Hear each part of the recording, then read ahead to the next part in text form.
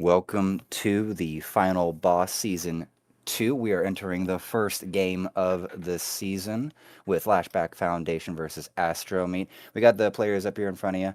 Panda Boy, Xiaogan, that fun guy with all the Chinese names that spells out uh, dumplings, but it's actually, we're going to call him Zhao or the Great One. And then we have a Loon, J Web there on the Lash-Back Foundation from top to bottom. And by their role. And then over on Astromeat, we got Kaba, Dunk, Hashi, Shishin, and Tung Tung Sahir, which we can call him Trinity. And doesn't look like we've actually gotten into picks and bans yet. Astromeat is gone, Blue Side, Lashback is gone, Red Side. This will be a best of 3 match, and I'm pretty excited about this. I'm pretty excited to at least get going into the season and get started. Do you have something?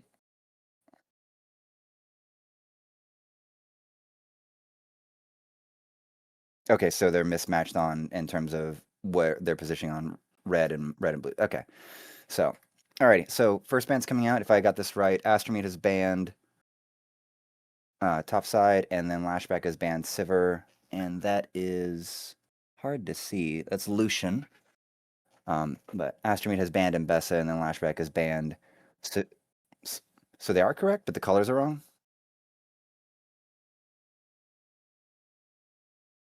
Oh, okay. So the player names are wrong on the centerpieces. Okay. Oh, I see what you're talking about. I was ignoring that actually. We're good. Yeah, yeah. Thank you. And then we have okay, that's a wild one. Zillion ban out from Lashback Foundation. I don't know if they're trying to undercut a J-Web or a Zhao special piece. I'd like to think we all watched Bjergsen and Jensen try to make Zillion work at Worlds, and unless there's a great expectation that Astromeat cannot coordinate properly to deal with the rewind, that feels like a pull right there. And then a Vladimir ban on the side of Astromeat. So really kind of all over the place. And then a Jace ban from Lashback Foundation. So a bit of targeting against Shishin and if I got this right. So it looks like if I got that right. So it looks like Astromeat does not want to deal with any of the bot lane ability from Lune, which would track. Lune is sitting at 45 points, is the highest rated player on the side of Lashback. And it looks like Dunk is going to be in the jungle, and that's the highest rated player on the side of Astromeat.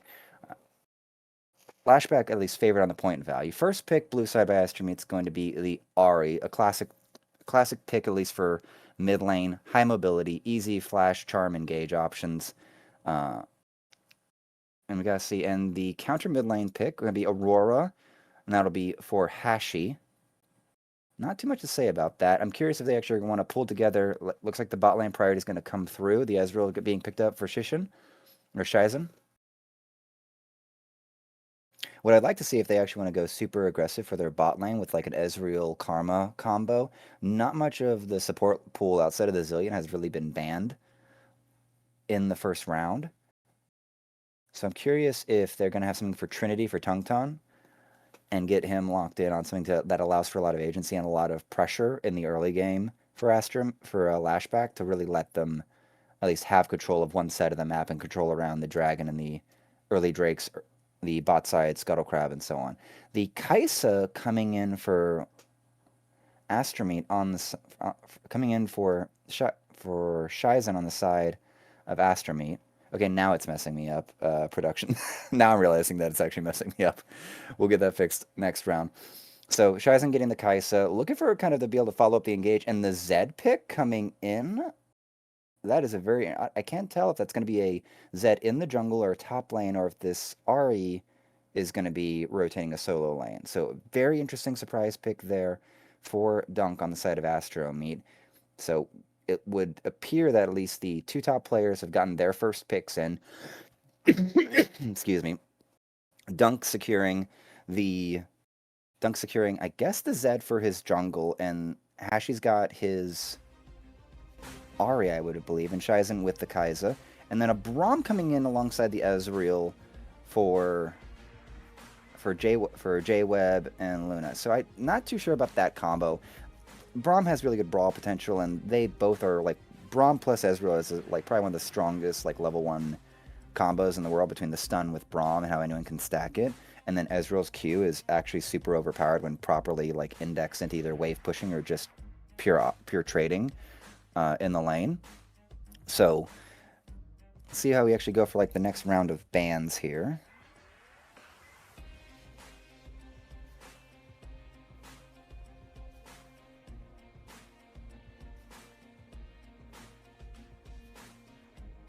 That's going to be a Darius ban, so getting rid of top lane options on the side of ASTROMEAT, limiting what Panda Boy can pick up on. That's where we already saw the Vlad, and the rest of them are flying through. The Zyra taken out on the side of Lash-Back, and then the Yone from ASTROMEAT, and then finally the Mordekaiser. So a lot of top lane bans between the Mbessa, the Jace, the Mordekaiser, Yone. Like, this is actually a lot of top lane limitations.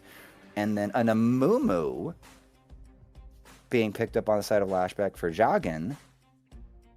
So a really point-and-click option. I would not expect this to go very well in the 1v1 matchup if the Zed is in the jungle. And then we have a Taric pickup for Trinity. So this is actually getting a little strange for me on the side of ASTROMEAT for how their comp is going at this point.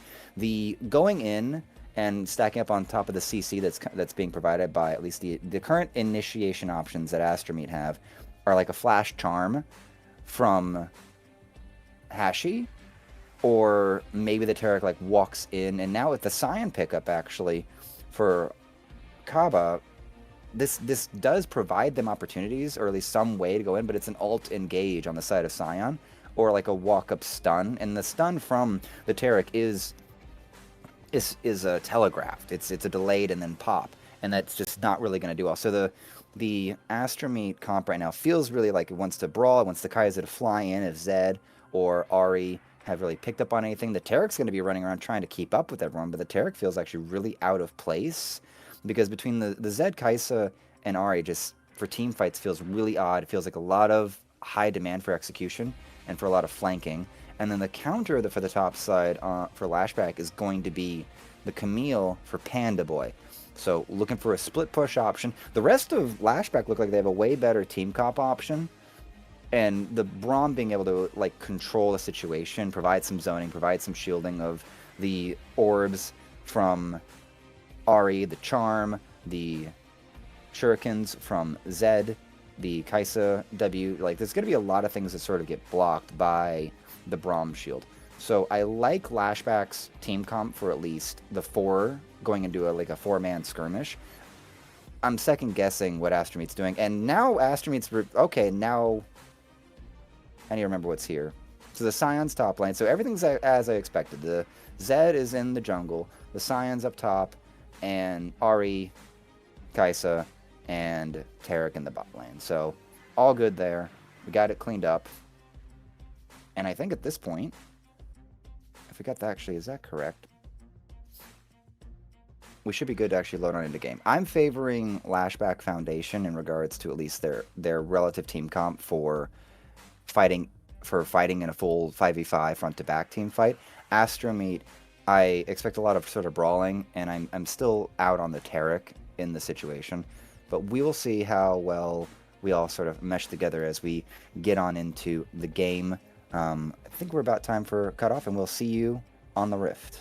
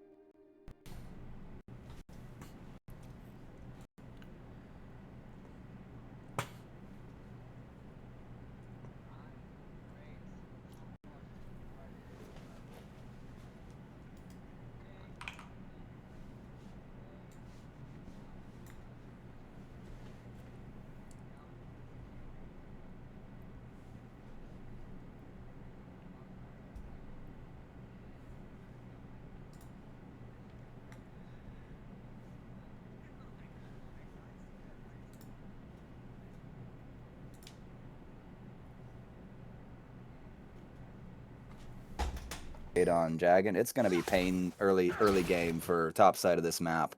I'm expecting maybe an even trade or at least some dominant spot side. And Panda Boy coming in early, trying to harass Dunk, giving space for Jagan to... Oh, what? Did he level up the wrong skill there? It looked like he had his hook shots in. That was weird. So, but yeah. Yeah, it's good for the Sion matchup, but that's...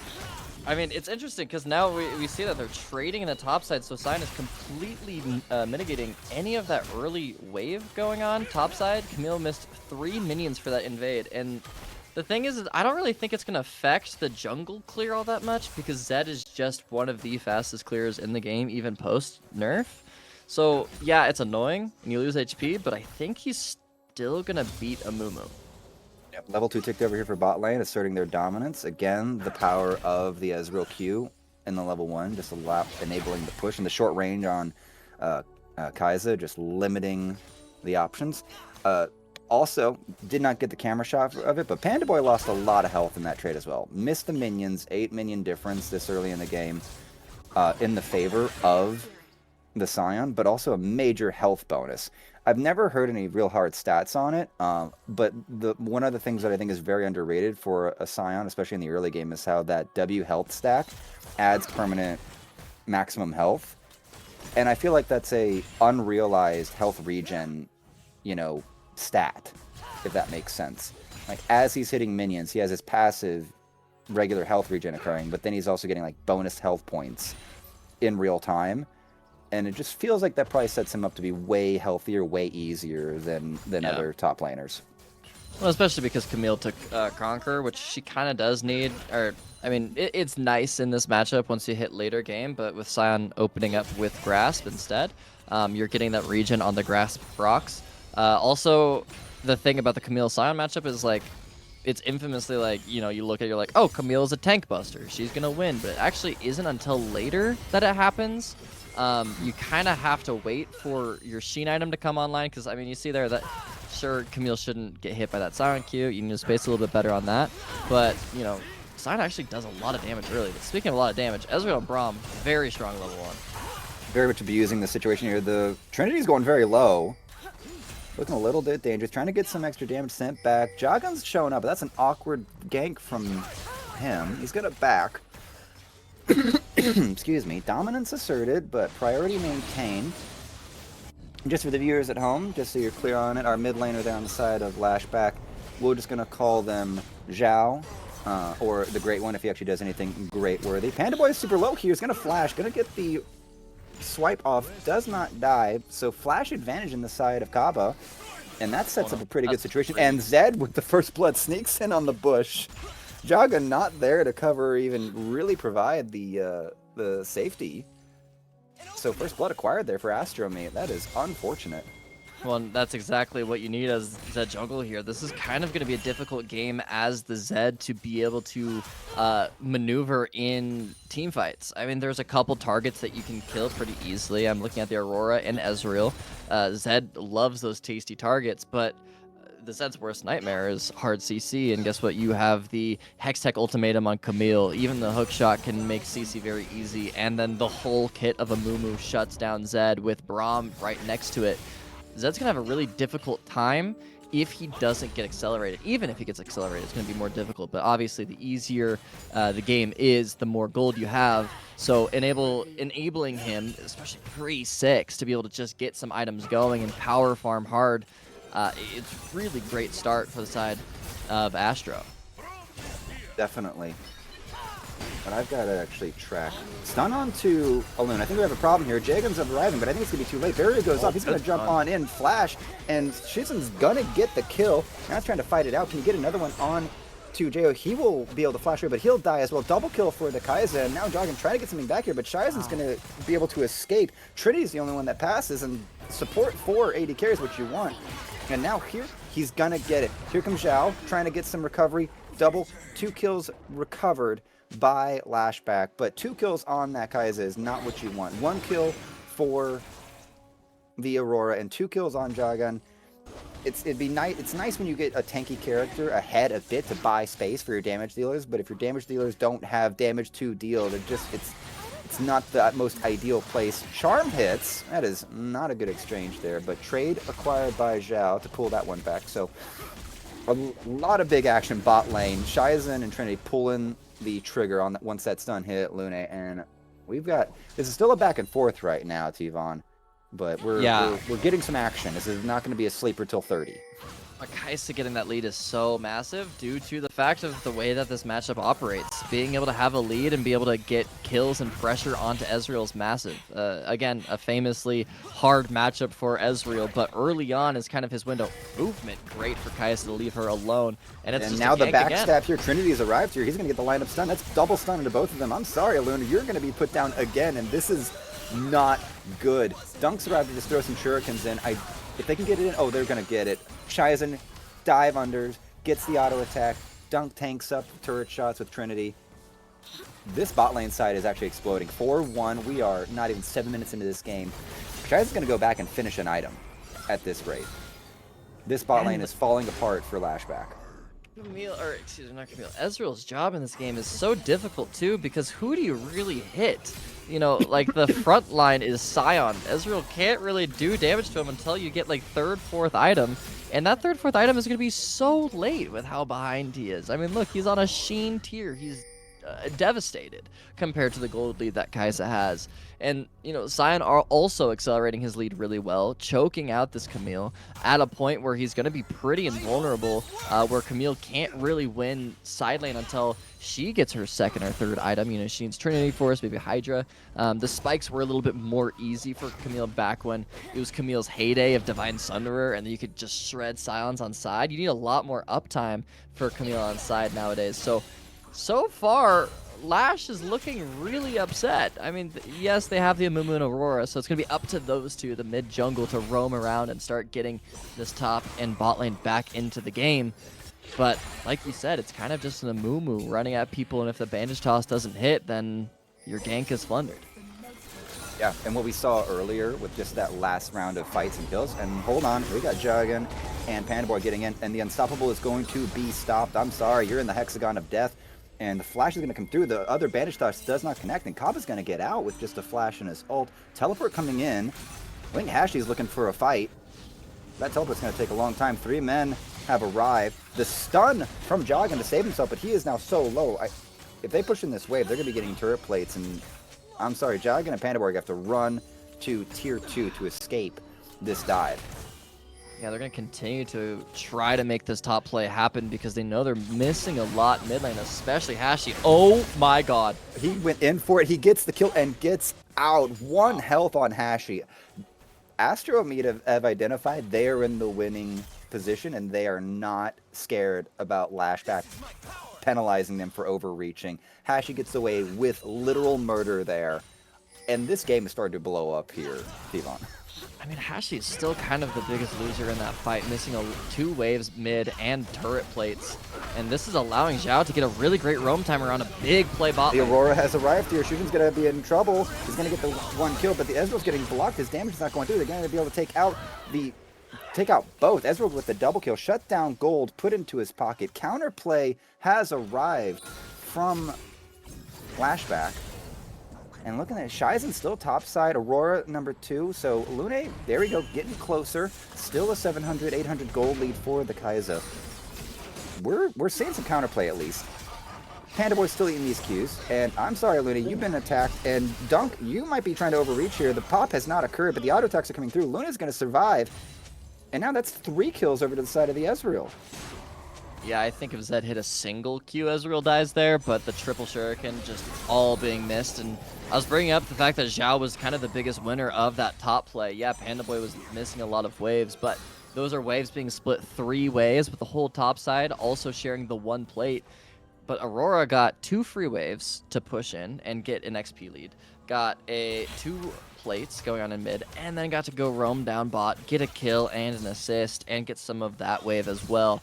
Aurora's looking really strong, about to achieve her first item, and like I said, it's just kind of up to the mid jungle to continue to accelerate the map. That's kind of what both of these mid laners want to do. Ari doesn't really want to stay in lane. She's now level 9 with Malignant, so she can one-shot any wave with a single Q and an E, couple auto attacks on the melees, and I mean, that Aurora damage is just sickening. That was 5 gross. Dark Seal stacks on her as well. That was gross to see. Hashi might want to roam to take advantage of the low cooldown on the ultimate, especially with that Malignance.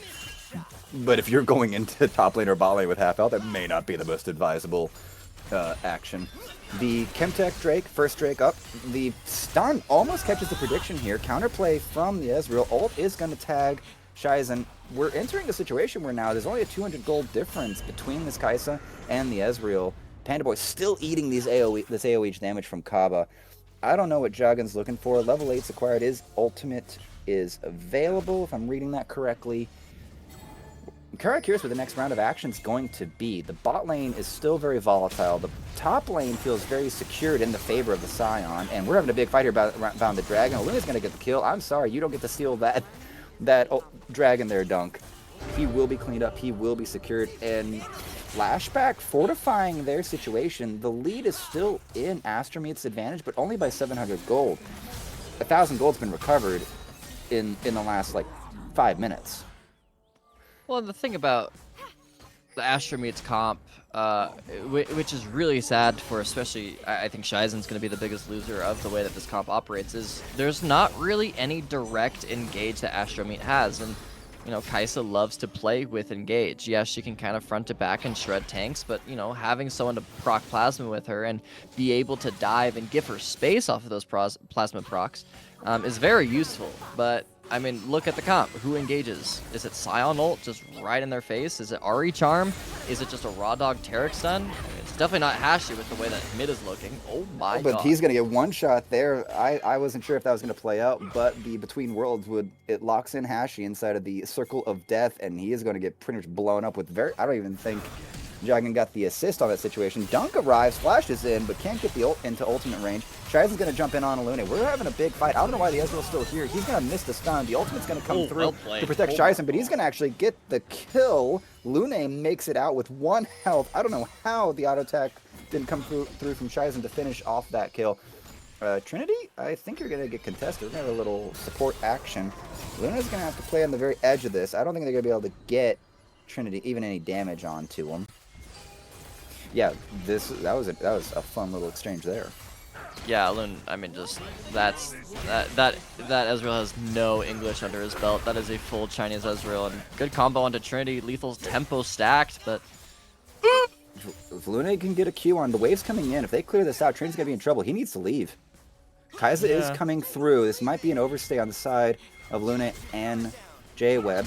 Shizen has arrived. There's no more help. The teleport's coming in from the Ahri, and Lune, you've overstayed your weapon. You got to get a counter kill, but it's going to be picked up by Hashi. And that is a kill apiece to the mid laner and to the bot laner on the side of ASTROMEAT. So long overstay on the side of Lash-Back, getting punished for it. Panda Boy, I think you're in way more hurt and way overextended here as well. I think you might get run down. Ultimate not available, was used to be brought back, but this Q is going to set it. He's going to use the Hexagon of Death to lock him down. Kaba's going to get punched back. Still hits the Q. This is going to take a while. yeah, he'll eventually die. The injuries of Amumu will shred him, but here comes the reinforcements of ASTROMEAT. No, Hashi and Dunk have arrived, but I don't... The ultimate is up on Hashi. They can go for this. Jagan does the ultimate, but misses. Stun's going to hit. Oh, no. Hashi's going to get downed by the turret shots.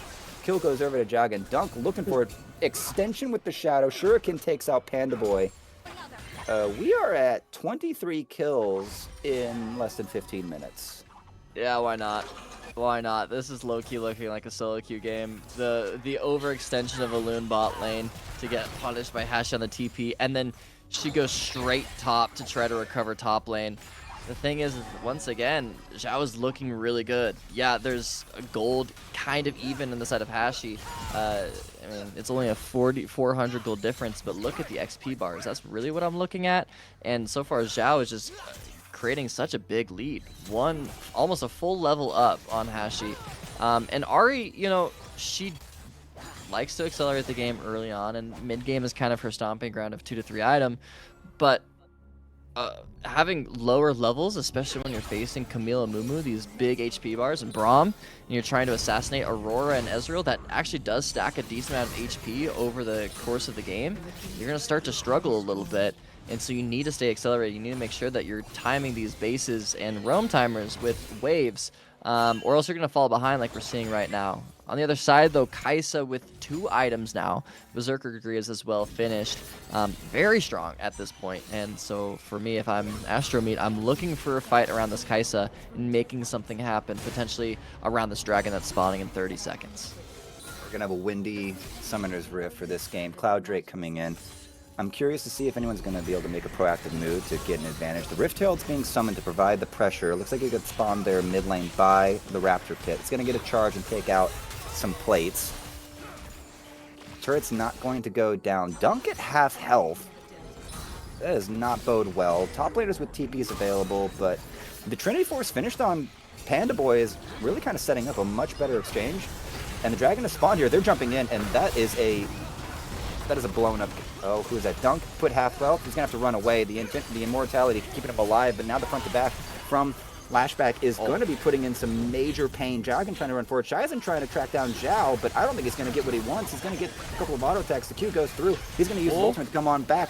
Wow. It's going to be a mutual takedown. Yeah, Shizen and Zhao go down. Shutdowns over. Gold over to Hashi for taking out the Amumu. The Dragon has not been claimed. Am I saying this right? Yeah, Dragon is still up. So a 2-for-2 exchange. No one secures the objective, and we're right back to the 1.6k gold lead on the side of ASTROMEAT.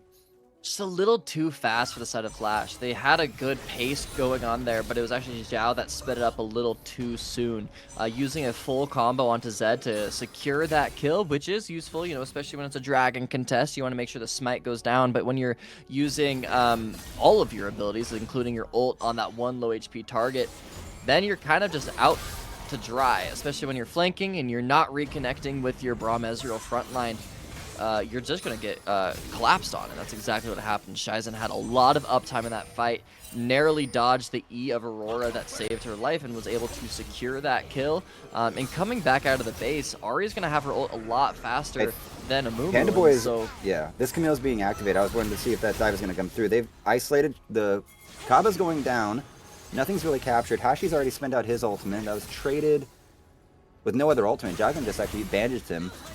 And this Cloud Drake might be finally being taken. Lash-Back using the Braum to really play defensive frontline. That is a strange direction. Between Worlds is going to come in. Shizen is destroyed. And doesn't look like Trinity is going to be lasting much longer either. So the team fight prowess of just these four champions in the bot lane, on the bot side of the map, is really coming through. Hash is going to come in, get the charm. Turret's going to go down. Panda Boy is going to make him work for it. But that kill will come back. But the turret's already been acquired. One turret lead on the side of Lash-Back to the one on the side of ASTROMEAT. Gold is back to even, and really looking down the line, the advantages are on the aren't really that important. The Aurora is 500 up over the Ahri, and the bot lanes are back to equal. In fact, 20 CS lead on the side of Ezreal with a 2-level lead. Holy. Yeah, I mean, also they have 3 dragons under their belt. I mean, they're on Soul Point already at 19 minutes, and Cloud Soul is not something that you can really laugh about.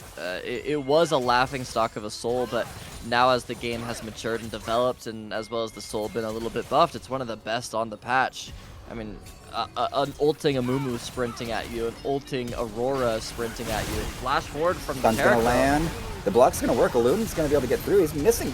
They're missing quite a lot of damage. Now he's going to finally get jumped on by Shizen. The invulnerability lasting plenty long for Shizen to finish it off. And now the Braum has been executed. Hashi getting jumped on. Panda Boy is going to ult him, and this is going to be it and over. Counter kill. Now, can they get out? Dunk in hot pursuit.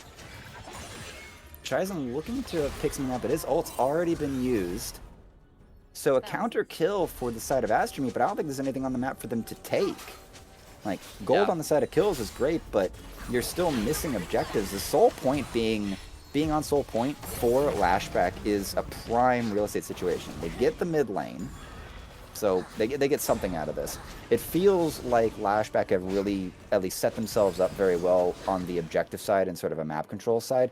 And while the gold lead has, as the graph shows, has been mostly in ASTROMEAT's pocket, the they've not been able to accelerate it so much that it's actually gone out of control like it did in those first 5 to 10 minutes. We're at 17 kills apiece. Yeah, the game hasn't fully broken. The game is really going to break here in about 2 minutes with this Soul Point Dragon. The thing that I just keep getting worried about is on Lash's side, Loon just keeps overextending and keeps just disrespecting ASTROMEAT as a team, and he is getting punished for it every single time. You know, overextending in mid, overextending towards bot, getting TP'd on, getting ganked by the 3-4 man. You know, you can do that if you have a team around you. But when you don't have anyone around you, when you don't have your mid or jungle, they're playing for a different play topside, you can't really make a play like that. Trying to get the Scuttle Crab here. Ult's going to be used by Hashi, but that'll be up in like 60 seconds or less. Jump on in. Trinity's going to get a lot of damage thrown onto him. Illuminate ready for the lineup. Blows him to smithereens. And Panda Boy beating up on this meat sack. He's going to eat the Q.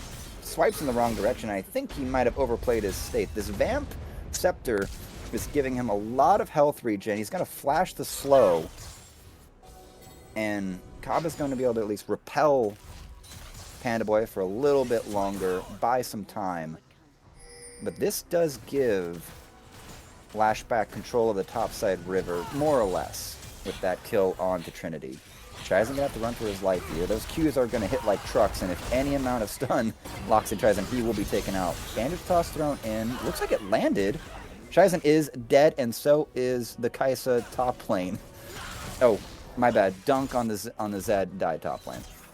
So now we're at the point, we're at the point where Lash-Back is actually being very proactive and moving really, really forward on these.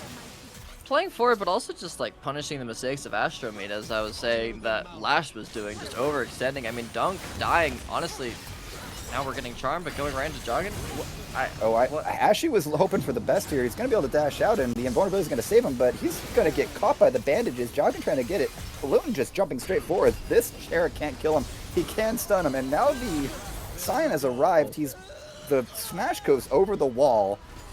So one of the things that I was informed talking to some of the captains on these teams is that if you're actually like on a plus 45 point value, you've got the dog in you, as I was told, to take over a game. And I think that's what Loon is trying to do on this Ezreal, and that's why he keeps overextending. But at this point, there's no one else on this team really making a lot of great errors. Joggin's carrying their weight plenty with the move, showing up, ulting, locking down the Zed, locking down Hashi, locking down Chaizen. I think Loon is just overextending way too much, as we've pointed out. He doesn't need to carry that hard. They're going to win this way out. The Camille has been allowed to scale up and is going to pretty much the Ravenous Hydra has been completed now. The HP issue is solved, and there's no grievous wounds on the side of this Scion. And this is going to be another turret gone and done. Charm's going to hit. Ult goes out. Panda Boy is going to try to get some counter. It's going to actually jump on in. Zhao has arrived. He's going to be able to get the... Oh, Zanya's Hourglass, but that is perfectly timed. The Scion has arrived, but I don't know what he's going to be able to do with this. He's going to walk away. Loon, you don't need to be there, my friend. Alright. I mean, I think the point that you made a couple minutes ago is exactly what we're watching, is, like, what are we fighting for? Earlier, about like what felt like an eternity ago, 2 minutes ago, when Alun was just extremely overextended, and you know, did get a good kill onto Kai'Sa, but nothing was up. Like, yeah, you're pressuring tier 2 for sure, but your overextension led to a mistake which lost soul for yourself. Yeah, you can continue to scale, but retroactively now is going to potentially lose the Baron. Oh my, yeah. Jacken goes in, steals the Baron, and this fight is on here. Loon's not even available. He's up in 6 seconds. This is a great steal. Shia's going to go off right now. He's going to take down J-Web. J-Web's going to flash over. The Camille has arrived, but I'm not sure if you want to be here. Going to get knocked up. Going to get one counter kill onto Trinity. Here comes Loon with the downtown true shot barrage. But it's just going to get cleaned up. Loon trying to get the counter kill. Going to get the kill onto Hashi. So this has been mitigated. The Baron buff has been removed from all of Lash-Back. Oh, not even Loon has it. And now he's out here in the middle. He's going to try to take out the Zed. Q misses. Shiazen is going to clean that up. So 3 alive. Still inside of ASTROMEAT. That mid tier 2 is going to go down. Or at least get really heavily dead. Yeah, it's going to go down. Loon might have thrown the game with that not that one just here in the mid lane, but the previous death when he got caught in the mid bushes. I think everyone collectively on that team has has thrown some part of this game. It's just been like a basketball game of just throwing back and forth. To be honest, like it feels like I'm watching a solo queue game rather than people being in comms. And I don't mean that in a disrespectful way. I more mean they aren't communicating what their play is as a whole, and they're not collectively like. I can see the scatterbrain of the team. Earlier, when Alun made his first throw in mid, there was a top play happening, and it didn't even feel like JWeb or Alun knew that the top play was happening, that Joggin was committing to trying to kill Hashi topside. It doesn't feel like they really know where each other are. When Panda Boy was TPing into the pit, it didn't feel like his team knew that he was TPing into the pit. His team was like, oh, we're out, we're good. And they were good until Panda Boy was there to re-accelerate the fight. It's mistakes like that that just continue to snowball your lead in the opposite way. You just keep putting yourself in an unfortunate situation. At some point, you just got to stop the bleeding. You're continuing to open up the wound over and over. Just stop the bleeding, recover, reset, you're fine. Like, they're still in a really great spot. Their scaling is still really good. I mean, it's an almost 4-item Ezreal. They're chilling. Just reset, take a breath, and make a game plan of what the next couple minutes are actually going to look like. Yeah, and this is where we're seeing the greenness of both teams, and we'll be seeing this in these first few weekends of this league, where these teams are playing their first official games together. They might have had some scrims earlier in the week, but we're seeing where the pressure is now applied in a real game. And Loon is like the at least known shot caller, at least in early week one. We're going to find out as the season progresses if there are any other vocal players on the side of Lash-Back. But if Loon's the one making the calls but is super overextending, and the mindset and all the weight of this game may or may not be being put onto their shoulders, there kind of has to be a question of, is there going to be more vocal people on the side? Because Panda Boy, if he wants to be the split push top laner side, and that's how they want to play when he's on the map and he's in the game, he's got to be communicating what his intentions and what his plays are as well, so that the other four can coordinate if they're trading out objectives on the other side. They're looking for a fight, TP timers, and things like that. So the messiness is expected in that this is the very first game for both teams inside of the season. And I think we're about to get a big fight here. Kava's going to face check into this. They are going to be able to put some hurt on him, but I don't think he's going to die. Joggin's gone in and stunned up a whole bunch, but there's no one there to follow it up. Kava is still eating all of the damage. Dunk is coming in from the side, gone right back in. Between Worlds has arrived, and I'm sorry, both teams are melting. Hashi's going to go forward, misses the charm, and now Zhao trying to catch. Alun has come over. Trinity's going to have to flash the wall, and that is a 2-for-none exchange. Alun trying to get something back here. He's going to be overextending once again, and now Shizen jumps in, takes him out, and now, yeah, I'm sorry, there is an overextension as a theme on the side of Lash-Back. Jagan went way past Kaba, got all in, got like a 3-man stun, but there's no one to put it. They hadn't gotten through Kaba yet. Well, and also, you know, they have to fight through Terracle, and you have to bait it out, and you can't ignore Terracle, right? The thing about ASTROMEAT's comp is they can, absorb a lot of the damage that Lash has. And Lash has a lot of damage, but it just takes time. You need to give Aurora a couple, resets and motions of her kit, and you need to give Ezreal time to get his damage down. He's going to do a lot more damage now than Astroldia's, but you know, Camille needs to flank. Amumu needs to kind of find the angles that he did earlier. Give that time. Panda Boy, and it's not going to take long. I don't even think the assist's going to be able to go over. He's going to need one more catch. Ashy's going to have to use his ult to get away. Alun, he's about to get jumped on. Shizen in hot pursuit. Dunk here to provide coverage and support. He wants to get onto Panda Boy, but the stun's going to be there, and I'm sorry, you're going to overstep. And that's going to be the jungler down. Baron up in 50 seconds. Dunk's going to be on a death timer of 45. And it looks like we're trying to step forward here. Loon trying to get some poke. Trinity in some trouble, and he's going to be taken out as well. It's 2 down on the side, and Zhao has arrived. They're trying to get onto Shizen. Q's going to land. Pullback's going to pull him in half. Between the Worlds going to finish him off. JWeb steals the kill. It might be... This next Purple Worm might be going over to Lash-Back if they can keep it clean. Yeah, they can get mid and bot pushed, but their waves are just all pushed into the side of red side due to that last earlier fight. Once again, AstroMeat just overextended, as you said, just pushing their waves a little bit too far up and contesting waves when their team isn't fully on map and reset, ready to go. Now they get full topside jungle, 20 seconds still on Shizen. This Baron should melt pretty fast with the Mumu damage, and Ezreal being nearly 6 item. Looking at a 7th item after this spawn. So unless Dunk gets a crazy steal, but they're still looking to TP. They're going to contest this 4v5. And they're going to be going on in. Dunk looking for the steal. He's going to get in. He's going to steal it as well. Secure's not in. Kaba's in the middle of the whole team with a big knockup, but none of the other damage has arrived. Dunk's going to jump on him. He's going to get caught up by Joggin. And now Panda Boy, he's kind of 1v3ing the other side, and I think AstroMeat's going to want to run for the hills. Kaba looking for an escape, looking for a way out, but he will be taken out by Zhao.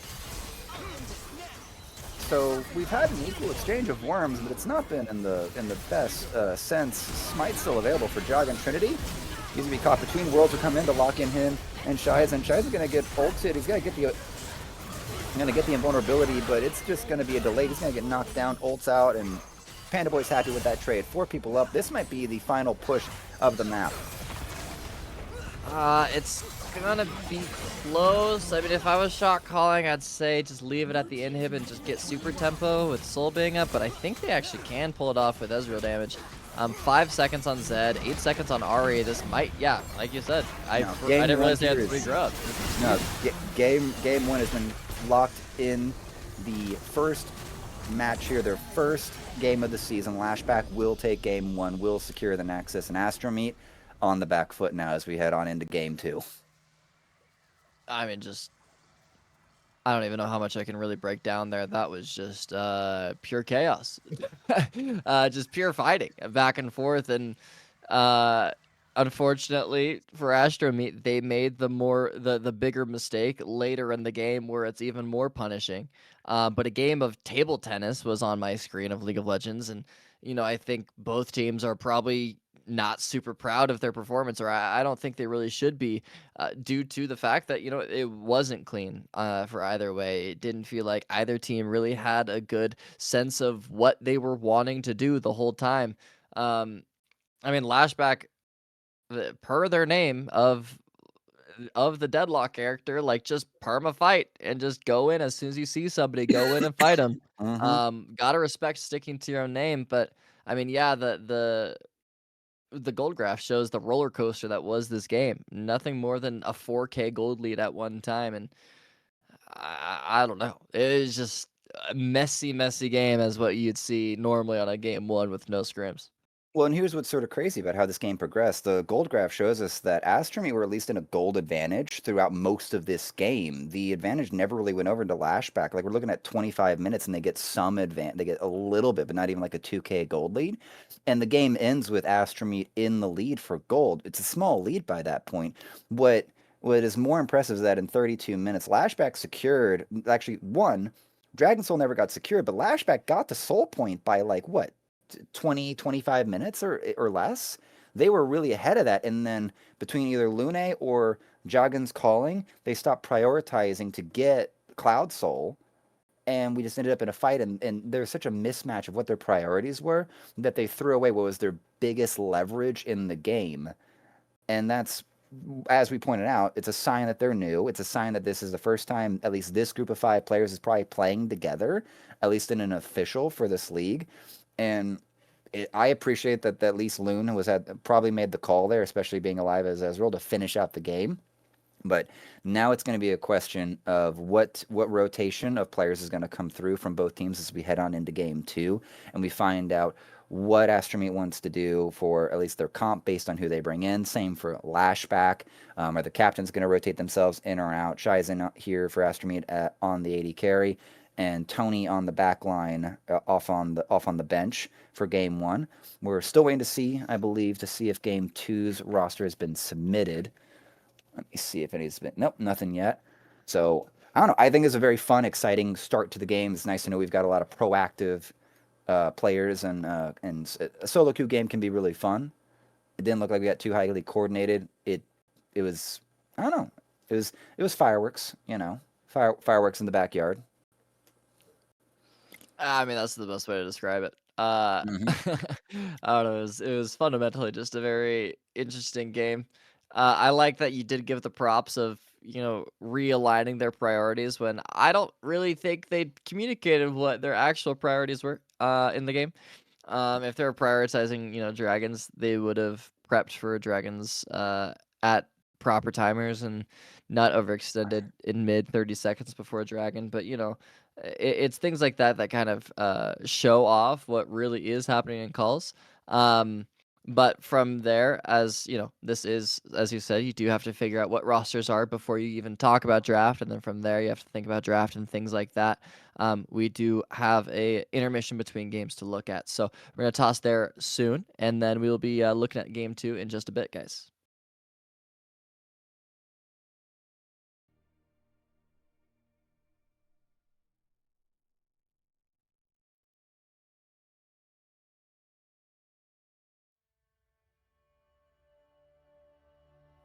Pianet in weiß loften.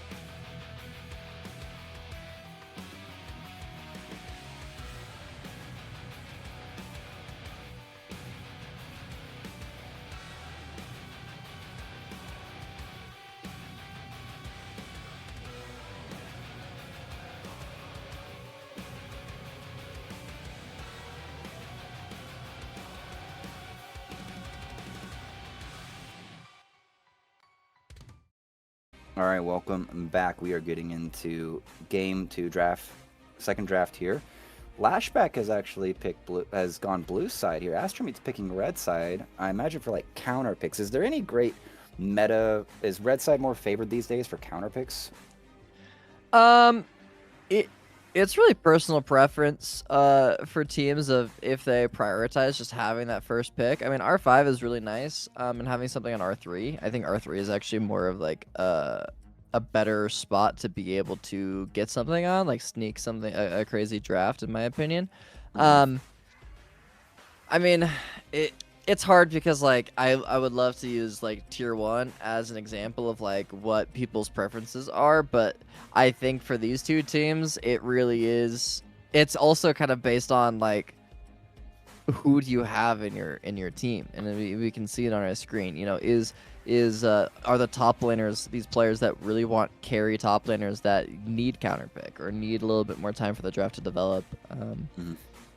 For me, like when I was playing comp, we were always wanting red side because my top laner was just like only played carry tops. So I always had to, you know, like we always went red side so that he could have R5. And so it just depends on the dynamic of players. I personally think blue side is really strong, being able to have like the 2-3. I think 2-3 is a really fun slot after a B1, but you know, I think it's preference. I think in this position of league and where we're at in terms of rank, I think it's just pure, pure whimsy and joy of what diddles your fiddle. You know. Right, I gotcha. So, quick rundown here. ASTROMEAT, so Lash-Back Foundation, actually, let's start there, has done no change to their roster. They're still maintaining their 162 point value for across their whole thing. They're across their whole roster. ASTROMEAT has traded at everyone but Shizen. So, Aquanic in the top lane. Hashi's actually still in the jungle. Kashmir, who also is known in the community as Slime. And then Shizen still has AD carry, and Yallinger for the support. Bans, just to quickly run through them, Gwen, Aurora, and Renekton on blue side, and then Mbessa, Sivir, and Vladimir on the side of ASTROMEAT. So very similar bans. The only real adjustment is like the Renekton and the Gwen to limit Aquanic's champion pool. And I guess ASTROMEAT or Lash-Back doesn't want to give the option for Kashmir for Slime to take the Aurora, and right now we're looking at the Lucian has shown up. That was banned actually in the first game, and the Yasuo, I don't know if that's locked in, but that is being hovered right now, and that would be a very exciting pick. And the Diana, so we got a wombo combo. An interesting one too. I mean, yeah, that's a very famous wombo combo. The reason I say it's interesting is like I don't think that Yasuo or Diana are really contested picks right now. And so like feeling the need to just slam it immediately is strange because it's really easily countered, especially when you're already seeing Lucian on the other side. You can kind of just pick some mobility in mid lane and then yeah, play some counter, like some counter engage support.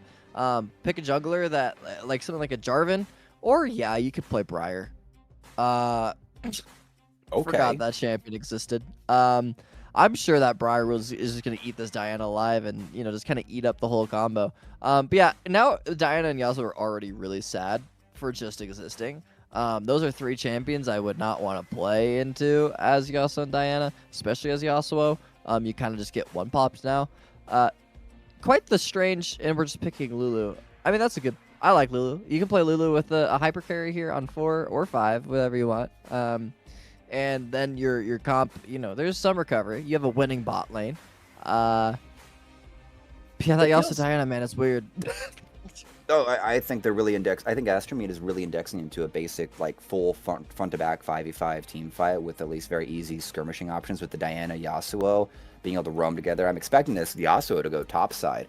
So the Lulu is setting up for a hyper carry like a Kog'Maw or a Jinx. Kind of checks out and sort of makes sense because at this point it looks like Shizen's looking for like the main counter pick for the AD carry, especially since they get to at least see the full comp by the end of it if they so choose. Second ban phase, we have Echo banned for ASTROMEAT and Lash-Back have banned Akali. So solo laners being removed and I guess a jungler. I haven't seen Echo a lot even in tier 1 play, so that feels like a very niche ban, I guess, maybe against Yagan or against Panda Boy. Yeah, I'm assuming it's targeting mid with that Briar picked up. I'm assuming the Briar is just going jungle. I mean, I've seen Briar tops, and it's just like, it's one of those things where it's just so, it's just the one tricks, you know? And it's like one person in all of NA that plays it. It's like Light Rocket, Taric jungle. It's like, yeah, I guess you could do that. Victor being locked, interesting. So that means that Yasuo is going to be going top blind. Weird that they're not picking AD carry on 4. I feel like allowing that flex to live of Yasuo potentially going mid or top and forcing Lash-Back to have to blind both solo lanes, and then ASTROMEAT has the choice of, okay, what lane do you want as Yasuo, and if it is flexible, or even just threatening the flex. But instead just killing the flex for an AD carry that already kind of knows what kind of comp it's fighting. And yeah, also it's stacking AP with Diana, and Diana really wants 2 AD solo lanes. She wants to be solo AP, so she can just, not have to build into Magic Pen and things like that. If they just if Briar just buys Merc Treads, they're both really sad. So yeah, no. Mercury boots are going to be really overpowered for Lash-Back on the side, and Mordekaiser. So Action and Mordekaiser is the final picks on the side of Lash-Back. Not sure. Would expect the Mordekaiser to go top lane against the Yasuo, and then Action to go mid against the Victor. I'm not familiar with that pick. I am aware. This is what I've been enjoying actually. I didn't get to index on this for Zhao, the hashtag rice. Can't remember what kind of dumplings that name is, but it's been very nice to. It's been very interesting to see Zhao come in and be a surprising mid laner on the Aurora in the first game. Now there's a Yone. This is what I was going to ask you. What are the chances that the Yasuo is actually going bot lane with the Lulu? And I think this Yone confirms that I think it's going to be Victor mid, Yone top, and 80 carry Yasuo. Why are we picking Lulu with Yasuo? If that's my follow-up question for just the universe. If our intention is to have Yasuo be our AD carry, or Victor be our AD carry, or Yone, if it's Yone, God forbid, be our AD carry, why are we picking Lulu? Lulu wants an auto attacker, bro. And I mean, yeah, Yasuo auto attacks. My bad. But like, not like Yasuo. Lulu, like when die. Okay, if this is Yasuo AD carry, who is Lulu buffing? Like no one is with her on the backline. It's just Lulu because Diana and Yasuo are gonna ult combo the backline together, and then Yone is gonna try and follow up with Q3 ult. Like it's just Lulu and Victor standing next to each other, and yeah, Lulu has shields, but like I don't know. Like Nami is better than that. If you want shields, play Karma because she can do more. Like Lulu needs an on-hit AD carry, like a Jinx, a Phelios, even like a Sivir, something like that. Zeri, Yunara, half the AD carry pool is up. But picking Yone into a very anti-melee comp is also fascinating. Like I don't really want to play Yasuo or Yone or Diana into Mordekaiser, Briar, Braum. That's just me personally, though. There is a like a subtle and not easily seen thickness to at least the tankiness that is on the side of Lash-Back. They're currently like winning the front to back team fight in my head between Briar's own W providing that defensive capability, the engage from Briar, the engage sort of from Braum. That's one of the things that's lacking on the side of Lash-Back, but between sort of 280 carries for damage output, and then Briar, if Briar is allowed to get ahead and just start eating faces, there's kind of a problem in how this dynamic goes. I'm very curious to see how it, because ASTROMEAT doesn't really even have any good engage on their part outside of like a flash dash in from Hashi, or something from Aquanic. So I mean, that is their engage. It's just Diana. It's just Diana engage, which is so one-dimensional. Which is Lash-Back. Like like you're saying, 3 people can just block it. Like Briar, Mordekaiser, and especially Braum can fully deny that one-dimensional engage. So a little bit of a struggle session possibly on the way here for ASTROMEAT in their game in game 2. This could be a 2-0, and if game 1 owes any sign of it, we might be going into a very messy situation, another messy game, and we'll see if Alun or Shizen can call their teams into a victory here. And I believe we can throw, and we'll see you on the Rift.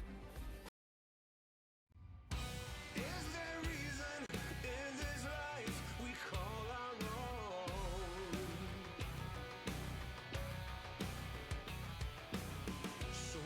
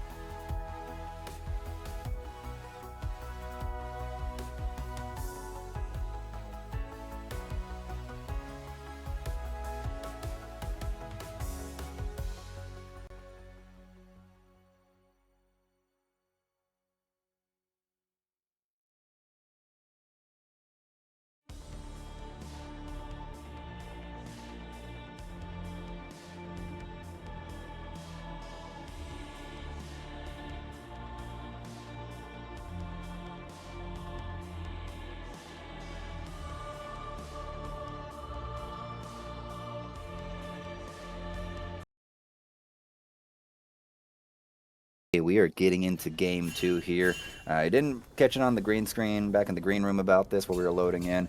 We have ASTROMEAT with what feels like kind of a more of a mid-game comp. They've got to get themselves going, while Lash-Back, they might be able to sit comfortably here. If Alun can kind of mediate himself and mediate his own go-gettedness, this should be an auto win for game 2 for Lash-Back. Yeah, I think that's actually a really good point to bring up, is Alun playing so aggressive in that first game, playing Ezreal and just eating for it on everyone. If he continues to do the same thing on Lucian and overstep, he will be a really easy target. Something that we talked about in draft is the really beefy front line that Lash do have of, you know, Braum, Mordekaiser, Briar. He has a lot of space to play with, but if he's the one that's dashing in front of everyone and then instantly, you know, can easily get polymorphed or just Diana flash ulted or something like that, you know, that is the end of the fight. I mean, they do have Akshan to be able to play off of, but I feel like their insurance of late game is this Lucian. And we're getting a lot of good trading. Priority into bot lane. The trading out here between the Mordekaiser and the Yone going pretty hard really early. Pot's on the side of Mordekaiser, so he'll have advantage to at least be able to recover from that trade. Using the exhaust on the Yone to secure that level 1 push. Yeah, with having D-Ring and 2 pots, I'm very curious to see how that HP ends up, you know, equalizing by the end of it. But other than that, it's pretty stock standard in terms of these other 2 lanes. Bot lane just getting their push because, you know, it's Yasuo level 1, can't really do much, especially with Lulu, and Akshan can just heavy trade off cooldown and be able to burn the pots at Victor. And what would we expect out of these junglers? Briar doesn't really get played a lot either in tier 1, and even as a ARAM savant, don't only get to see Briar every now and again if someone wants to be out of control. And we have an early level 2 gank actually. He's also trying to get out. Aquanic has flashed. He might be able to get something in another fight bot lane. Luna and Shizen looking to see who's the more aggressive AD carry inside of this series. He's going to dash in. Still a level 2 fight. This feels really excessive. And J-Web might be a little bit too far. Flashes out. No one dies on either side of the map. Okay. Sorry, you were saying about Briar. Yeah, I'm not super in touch with Briar. I think I see him once every like a million games. But from my understanding, I mean, she has a point and click stun, which is really useful, which was actually really outplayed by Aquanic, being able to E forward and then click back on the stun. So she can have a little bit of that early pressure, kind of similar to, you know, some of those like OG gankers like a Rammus or like an Elise, where you can kind of just walk up, and if they're overextended, you can try and get the kill. But also, I'm pretty sure she wants levels and items. In terms of Diana, she for sure wants levels and items. She just wants to chill, especially she can't really do anything until 6, to be honest, and then from there they can skirmish. But speaking of skirmishes, 3 bots here, Luna's super low. J-Web still buying space. This is feeling really close. Like, first blood's coming bot side here. Level 3 has finally gone over for this Yasuo, so he's got his dash up, he's got his wind wall. And Jagan and Hashi just staring each other down. Alright, so not too much happening yet. Okay. You can just tell all of these players are really wanting to fight, but none of their champions really allow them to fight. So they're still like clicking at each other, like, all right, I'm gonna get you. But nothing can happen, you know? Right. I mean, staring very angrily at each other. Yeah, like Hash can pull you up and be like, I'll get you. Not until I get my moonfall, but I'll get you. Like, right. That's what I was expecting for the Diana, actually, to kind of bring it back to the junglers, is that until Jagan gets their ultimate and even Hashi gets theirs, outside of these slight ganks, because there's not a lot that at least Diana provides pre-6 for a gank. She's going to need some setup. Right. Yeah, and there's not really any setup for her, as we've mentioned before. I think Briar has an easier time because she can kind of set up herself, just with how much bot lane is trading. That means that their wave is always going to be pushing. I mean, we can see that they haven't left their side of the lane, or blue side of the lane, in so long. So I think for Briar, hitting one of these side lanes is very good for them. Well, it looks like Lash-Back's going to be in a troublesome situation. The wave is pushing into red side. Doesn't look like Diana's going to be here anytime soon. So this is got a little bit of a dangerous position. Shizen reserves the option to run down this Lucian and get the first blood. I actually We're having a big fight here. Yep, I think that gets they out. do have kill threat bot lane. Not a lot of mana on a loon, but yeah, with too big of a wave, they opt not to fight it. I was gonna say the exhaust being up on Yasuo and no exhaust for JWeb makes like things a little bit complicated for Lucian to play. I mean, he does still have barrier, but I think the all-in is still good. The Diana is here. need path Trouble in gold. Little China here. Shiza put up the wind wall to get the space here, but he might have overstepped here. Ashley's going to jump on in. He's not really going to get the damage on to Luna, and just went. J-Web's got his Unbreakable available. Gank wasted. Well, I mean, they didn't even get a flash out. I was gonna say, at least they got the flash. Well, they get to crash the wave and get a good recall. But again, it's just like that's just the Dyna thing is you just walk out of menacingly like Right. there's no follow up. Lulu shielded him, but nothing really much happened there. Honestly, like a Luna J-Web getting out of there feels so illegal. I thought they were gonna die, but really well played by them to be able to escape. And Briar, I mean, still just clearing. I think Dyna's clear is he stole the big raptor. Big flex. Oh. Big flex. Sad face. Sad face. That's so sad. We're actually, yes, the Diana's actually ahead on the jungle clear at this point. 44 to 38 CS, and even got the gank off. Didn't really get too much of an advantage for the bot lane, as you pointed out. Yeah. So... I mean, it's mostly due to Briar doing that three camp gank top. Didn't get a lead of camps, but Diana also just has I'm pretty sure just a faster clear speed with her having a lot more AoE than Briar does. She's very single target damage. So clearing things like raptors and wolves are a little bit more difficult than it is for Diana. I mean, Diana's a very fast clearer, especially after first recall. So we'll start seeing Diana kind of turbo farm, and then after she does a full clear, then she'll start to want to kind of gank, but she's kind of, I think she's just going to go raptor. I was going to say, there may be an angle topside, but with Mordekaiser having ult, it feels a little awkward. Yeah. It looks like we're getting some movement over by the dragon. Zhao's going to have to back. This is going to give mid-prio over to Slime, over to Kashmir.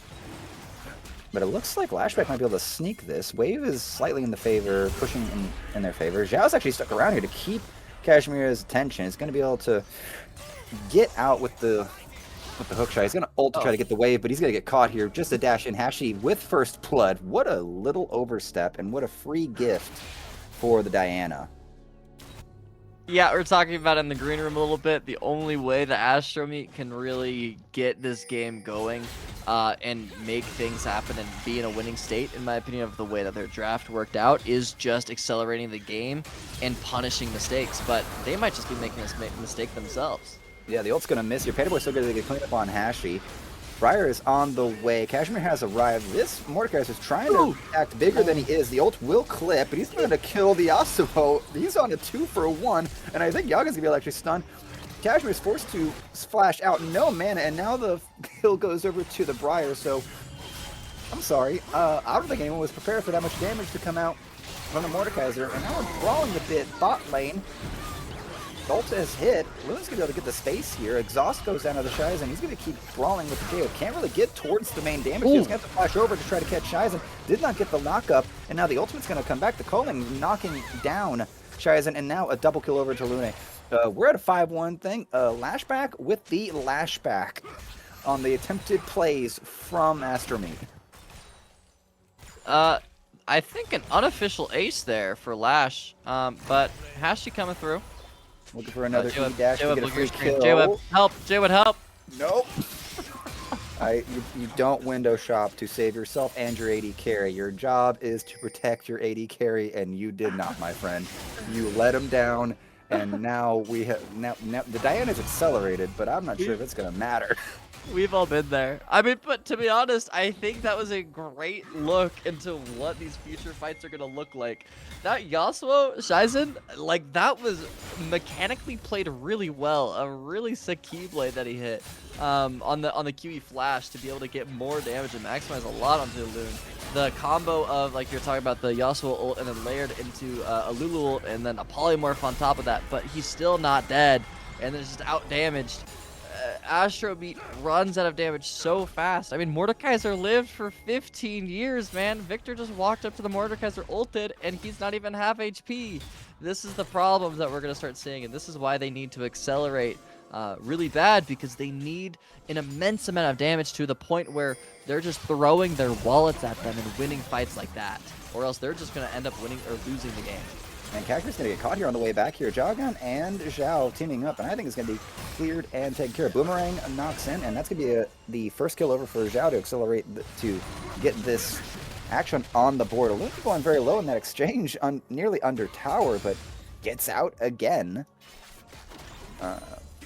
The roam from this Victor put to waste. The problem is if your strategy to engage in these fights is to walk at the enemy, they can unfortunately walk away, and that's what we got to see with that gank. It's kind of what a lot of their champs want to do is, you know, Lucian likes people coming at him slowly so that he can output damage and then dash away as he's outputting the damage. Braum, literally, that is his job, is to have people come into him, and then he just puts up a shield and puts a wall in front of them so they can't get to their carries. Mordekaiser famously also loves people walking into him. Briar, I mean, again, not quite sure what she does, but I'm pretty sure she likes that because then she doesn't have to like expound her ult or anything. You know, like these champs are so happy with what they're facing.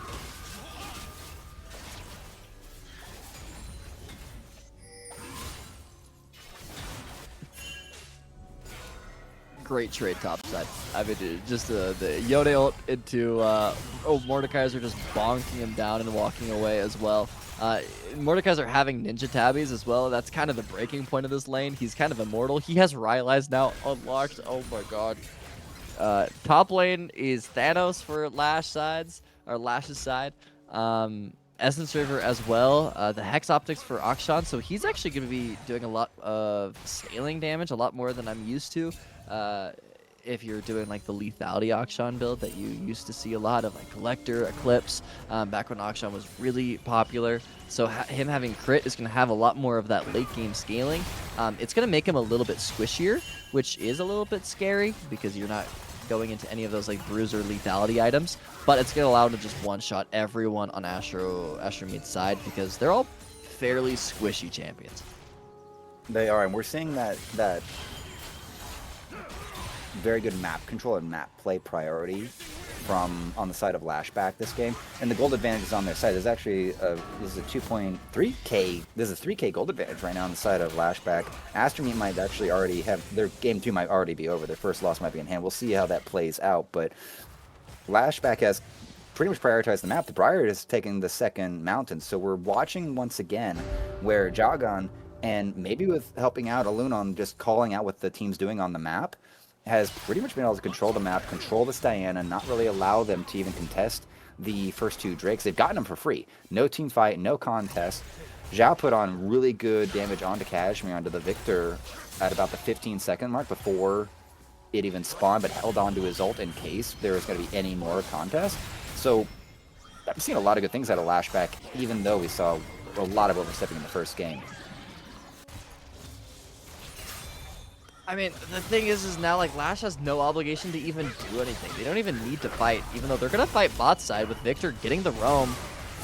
Well, when Kashmir has a he's teleported on in. This might be enough here. It's going to be a big blow up here. I don't think Alun's going to be able to get much damage off here. And now, J-Dub's going to have to flash over the wall. He might still be dead.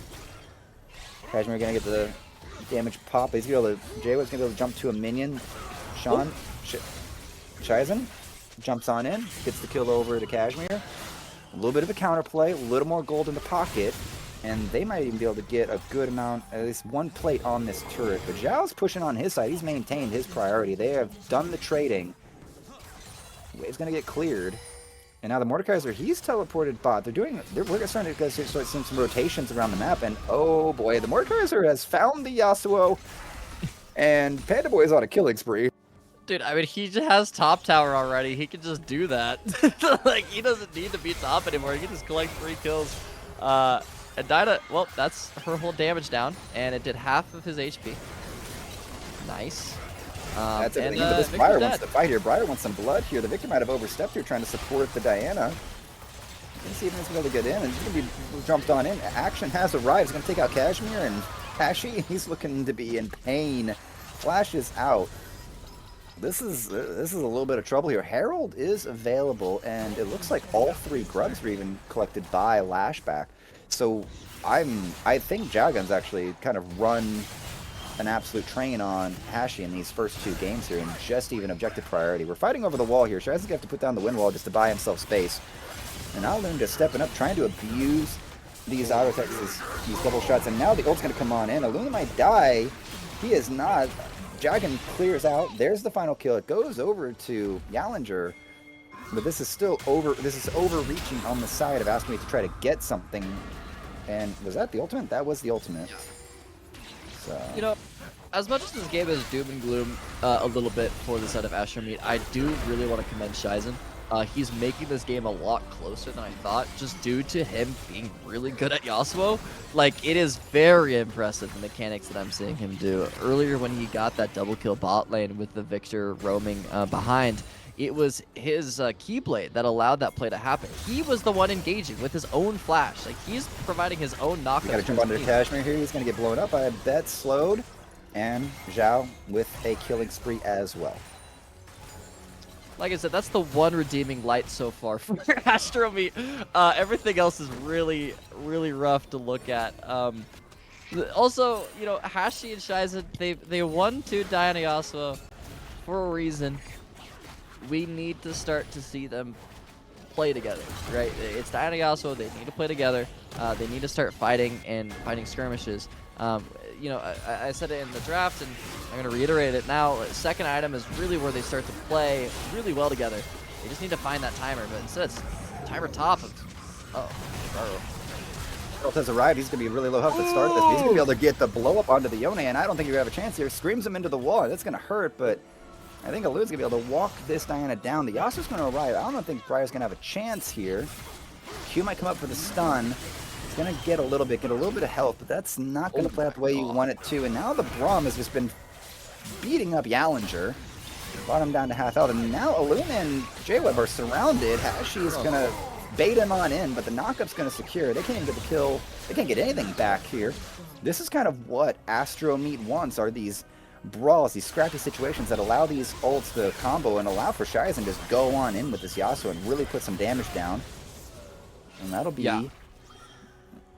The light at the end of the tunnel has been brighter as we see just mistake after mistake from Lash. They put themselves out of position.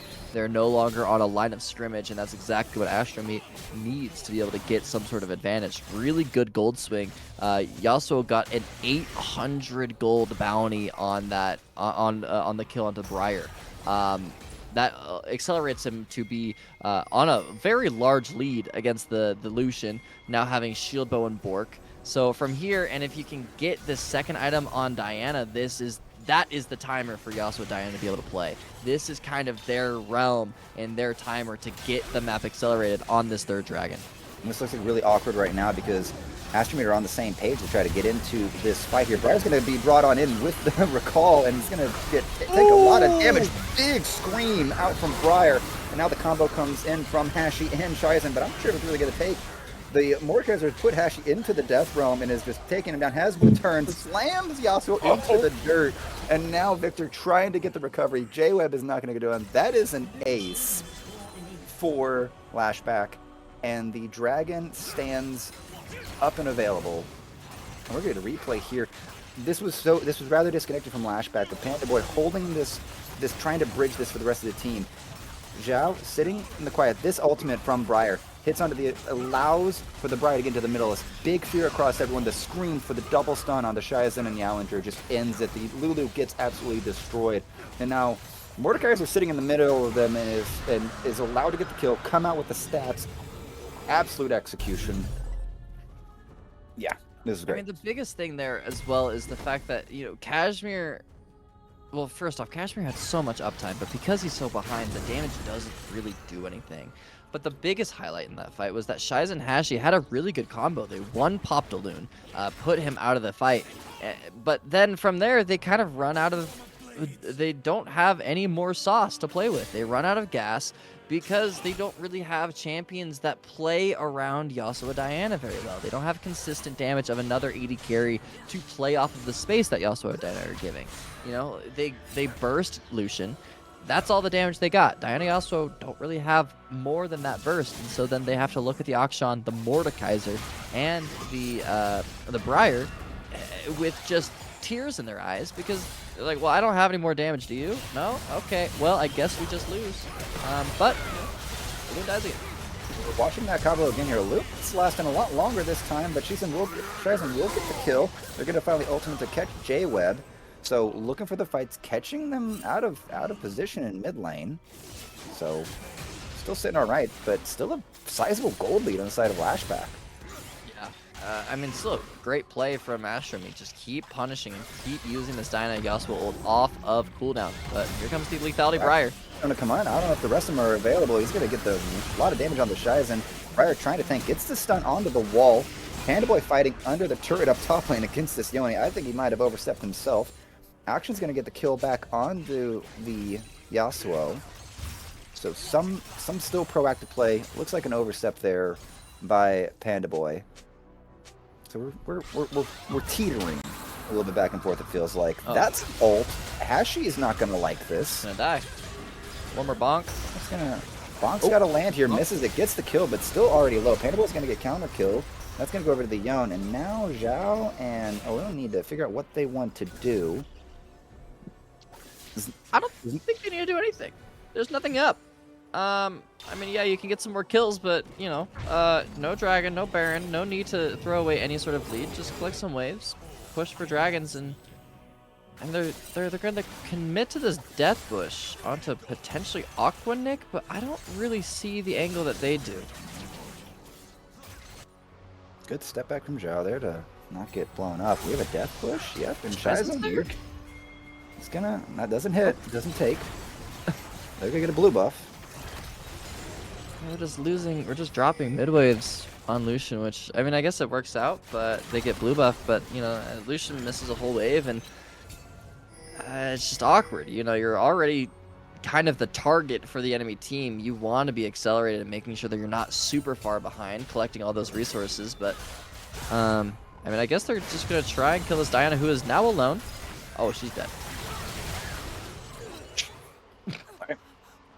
Well, so that's another one on the actions pocket. So, yeah, That's a big boy. that's a big boy right there. He is almost 3 items on auction. That is a 3-item Mordekaiser pulling up to this next fight, by the way, with Hex Tech. Oh my god. Yeah, I didn't know that. I didn't know that Hextech was going to be an option for the Mordekaiser, but I do find the funny as like you're in the death realm with me, and then fast bonks coming, and Cashman's going to try to contest here, but he's going to get flashed on. The ultimate from the Briar used feels like a little bit of an overstep. The knockup's going to hit Luna, and they're going to go for it, but Shizen's going to kind of take a little bit too long to jump on that, and Legendary now acquired for Zhao on this action. Yeah. It might be spiraling now. 5k gold lead. Yeah. Good flash from Aquaneck. He has barrier though. Baron We're a little secured. late. Okay. May getting killed. Action, don't give it away. He's gonna get the final auto. Saves himself from the Yone. That's an ace. Oh. Okay. Yeah, that's all. They're all dead. Well, I was gonna give you Church a really cool fun fact that actually not a lot of people know about Mordekaiser. Something that they did, I believe it was, I think a year ago. It might have been 2024. They buffed Mordekaiser in a fun way, where they put his Q to have 100% AD ratio on it, which is why Hexperimental Plate is actually really viable on him, is because it makes his bonks also do more damage. So like 80 on him isn't that bad. People went Bruiser Mordekaiser for a little bit. I think I kind of got noticed when FlyQuest was doing their Worlds run where they almost beat Genji, and Whippo was playing Mordekaiser a lot during that Worlds. So yeah, that guy hurts. Is it possible to click on him and see how much HP he has? Because I think it's like 5 billion. Almost 4k. Jesus Christ. And then can we check again on what the damage dealers are for ASTROMEAT? Yeah. Okay. Yasuo Yone. So I don't know if that Mordekaiser's ever dying. That guy Well, is and Thanos. and there's something about how ASTROMEAT have actually played these engages where it feels like they're still indexing their ultimates to blow up the Lucian. But if we just actually look just middle, we don't even need the full gold graph. The biggest gold lead for damage dealer is on the side of the action, but I bet he's just too invisible that they can't actually Yeah. focus on him.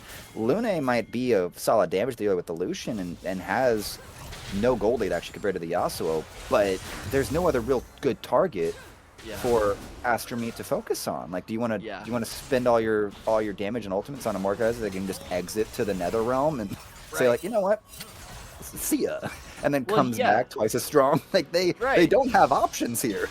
Yeah, he kind of just eats it. Well, also, like, if they did use Dino, Yone, and Yasuo all on Mordekaiser, I don't think he dies.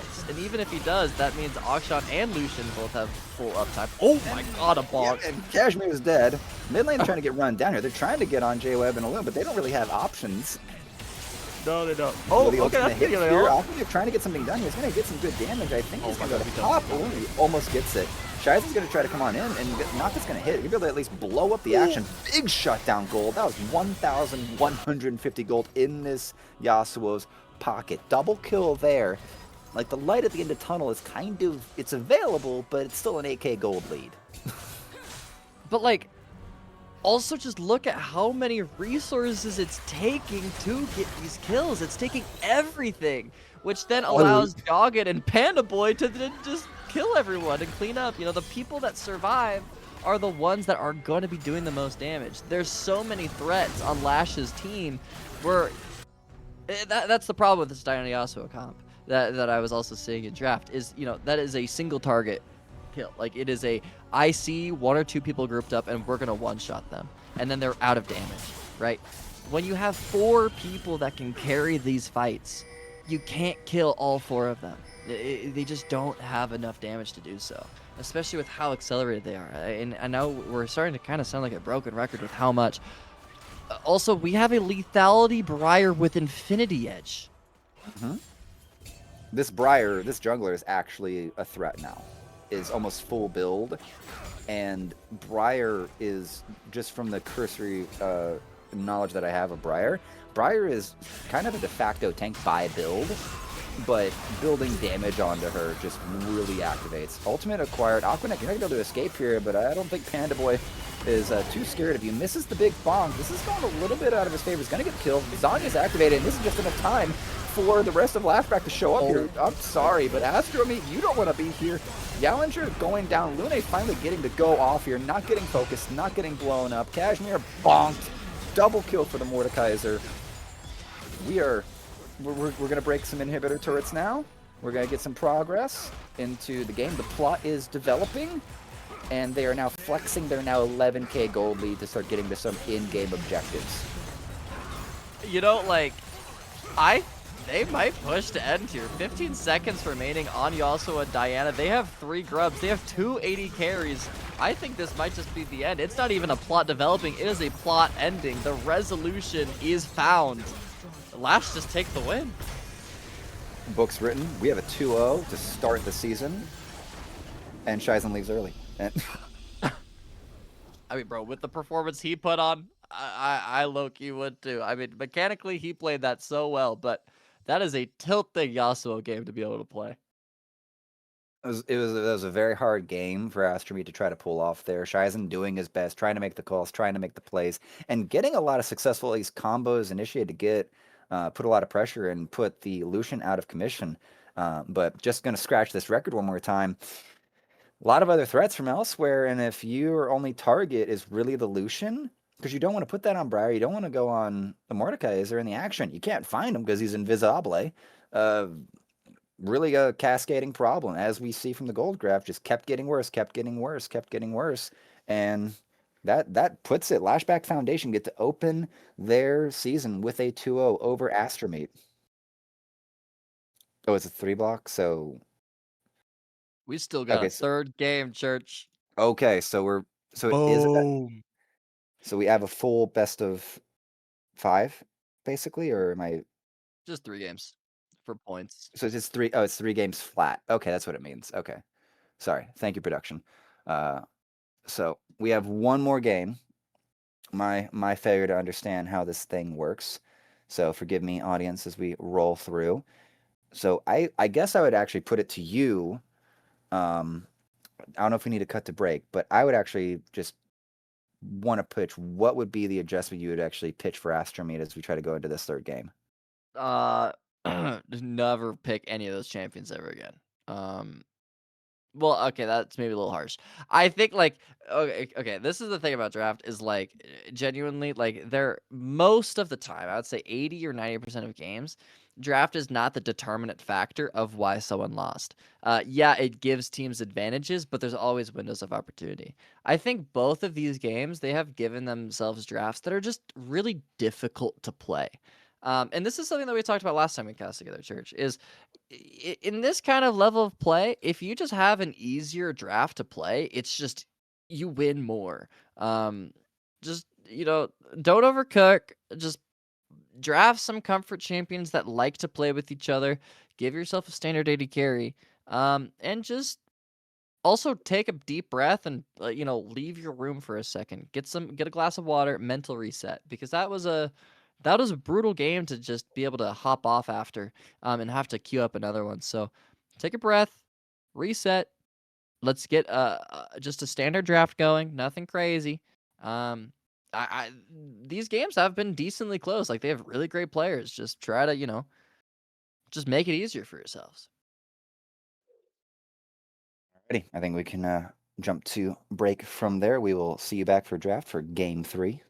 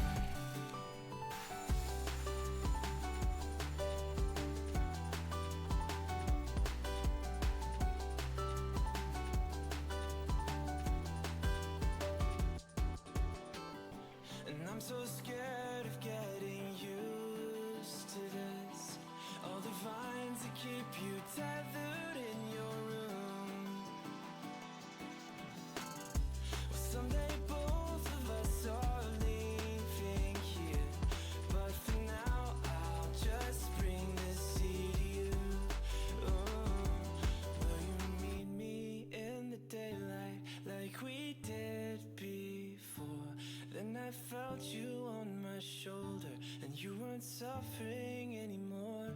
You said, I'm sorry that you worry, but don't apologize. I told you to forget me, but you stayed by my side when I said, don't try to make yourself remember. Darling, don't look for me, I'm just a story you've been told. So let's pretend a little longer, and when we're gone, everything goes on.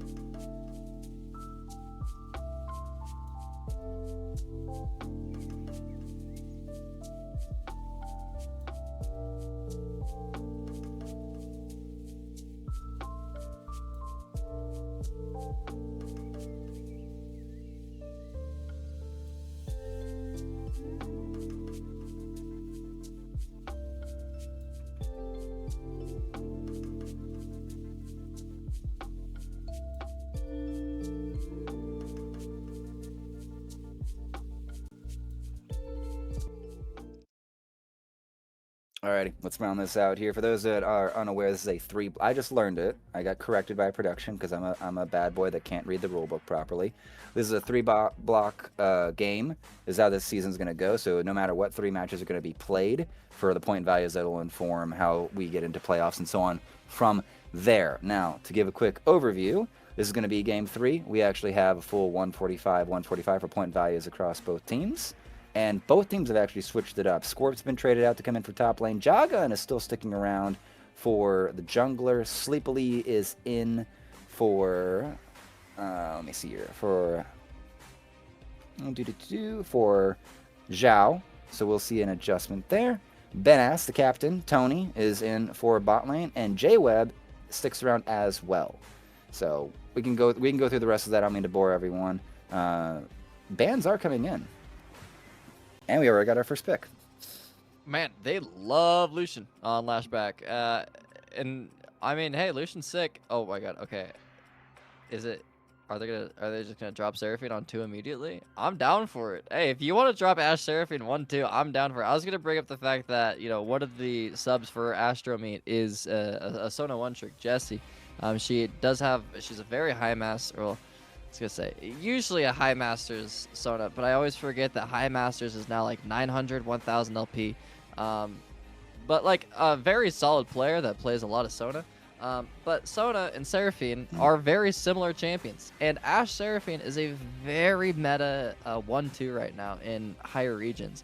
Not a lot of teams have been able to crack how to deliberately counter this pick, especially with the kind of answers of being, okay, if you're going to play Enchanter, I'll play an Enchanter as well, and just do like a Corki Nami or a Lucian Nami or a Karma lane. Those were usually the answers, but those have since been nerfed. Seraphine hasn't. So they're going to go with Lucian Nautilus as their answer,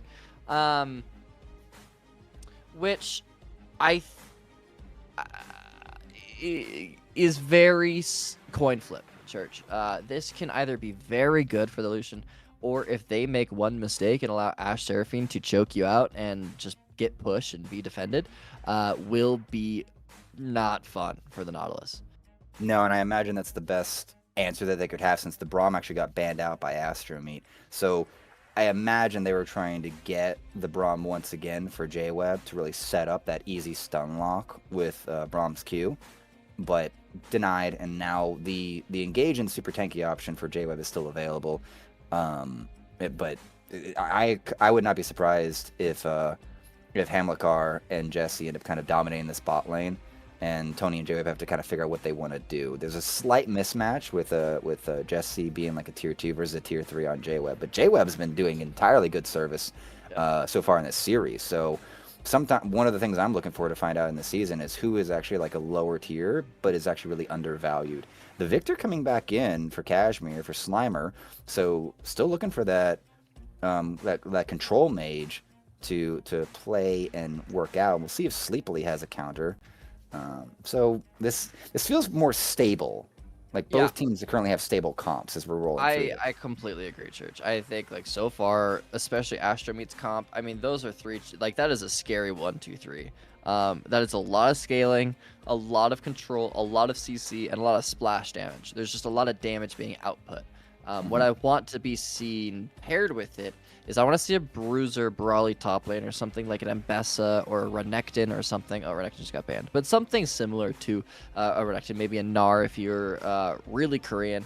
And then just a Bruiser jungler. I want to see like a Xin a Vi, something like that to be able to kind of bridge the gap, because Ash, Seraphine, Victor all want scaling. They want time to be able to play the game, and they need a jungler to give them that time. And a lot of meta junglers are those kinds of junglers. You know, the Xin the Vi's, the Pantheons as well, to just be able to scale.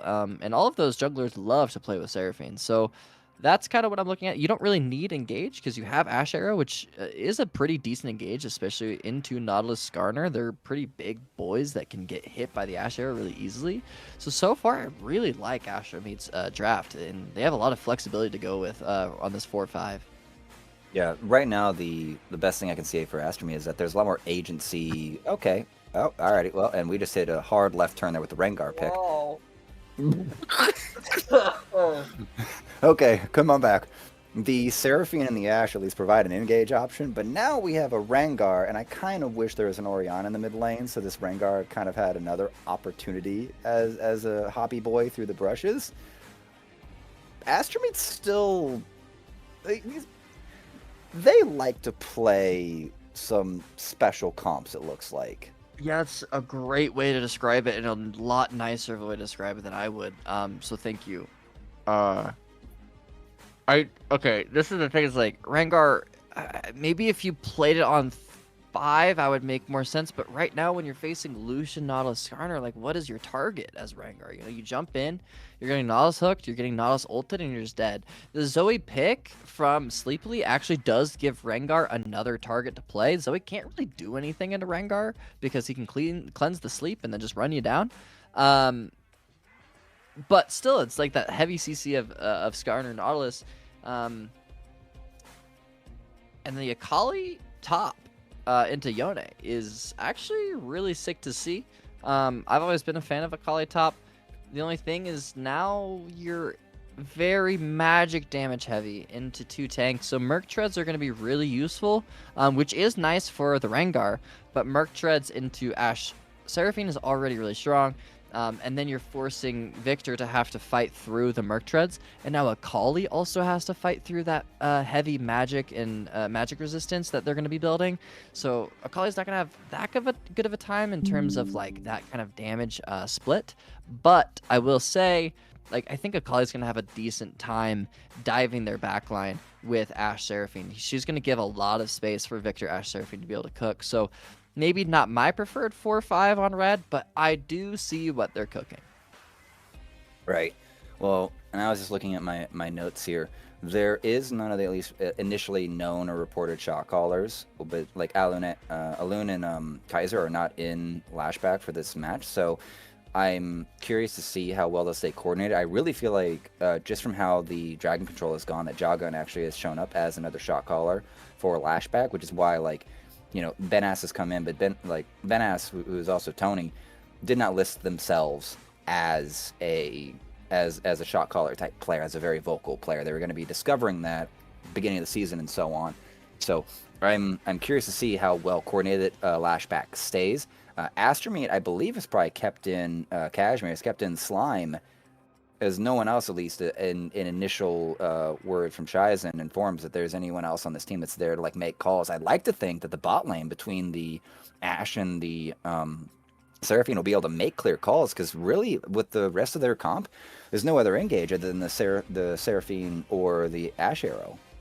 So, started strong, have some ways to engage, but Hamilcar's got to nail these arrows if they want to be able to jump on and blow up the Yone, the Zoe, and really support Rai air power on this Rengar.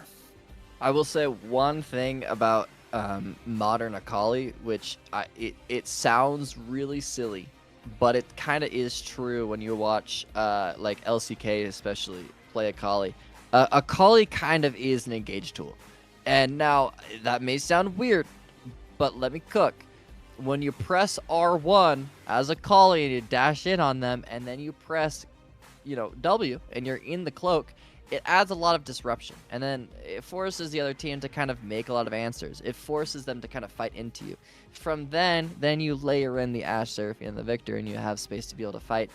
And it kind of disrupts the way that things happen. And you're just buying time. You might not even have to put out that much damage by just sitting in Shroud and allowing the disruption to happen, and then finding a window from there once the follow-up happens. So that also is an option for them to be able to play with, especially with Seraphine ult on top of the Akali or Rengar jumping in. But not having any sort of... this is my concern, Church. Who is tanking the Nautilus hook? Because if it's Akali, Akali's gonna die. If it's Rengar, Rengar's gonna get one popped, and if it's one of the backline members, well, they're also gonna get one popped. So that's where my concern is, especially with the burst damage of Zoe Lucian. But again, as we keep saying, this league never fails to impress me. So you never know. We'll just have to see on the Rift. Alrighty, well, that's the tee up. Let's see if they can let's see if ASTROMEAT can at least get one in the hole on the night. We will see you at the end of the break. Don't go anywhere.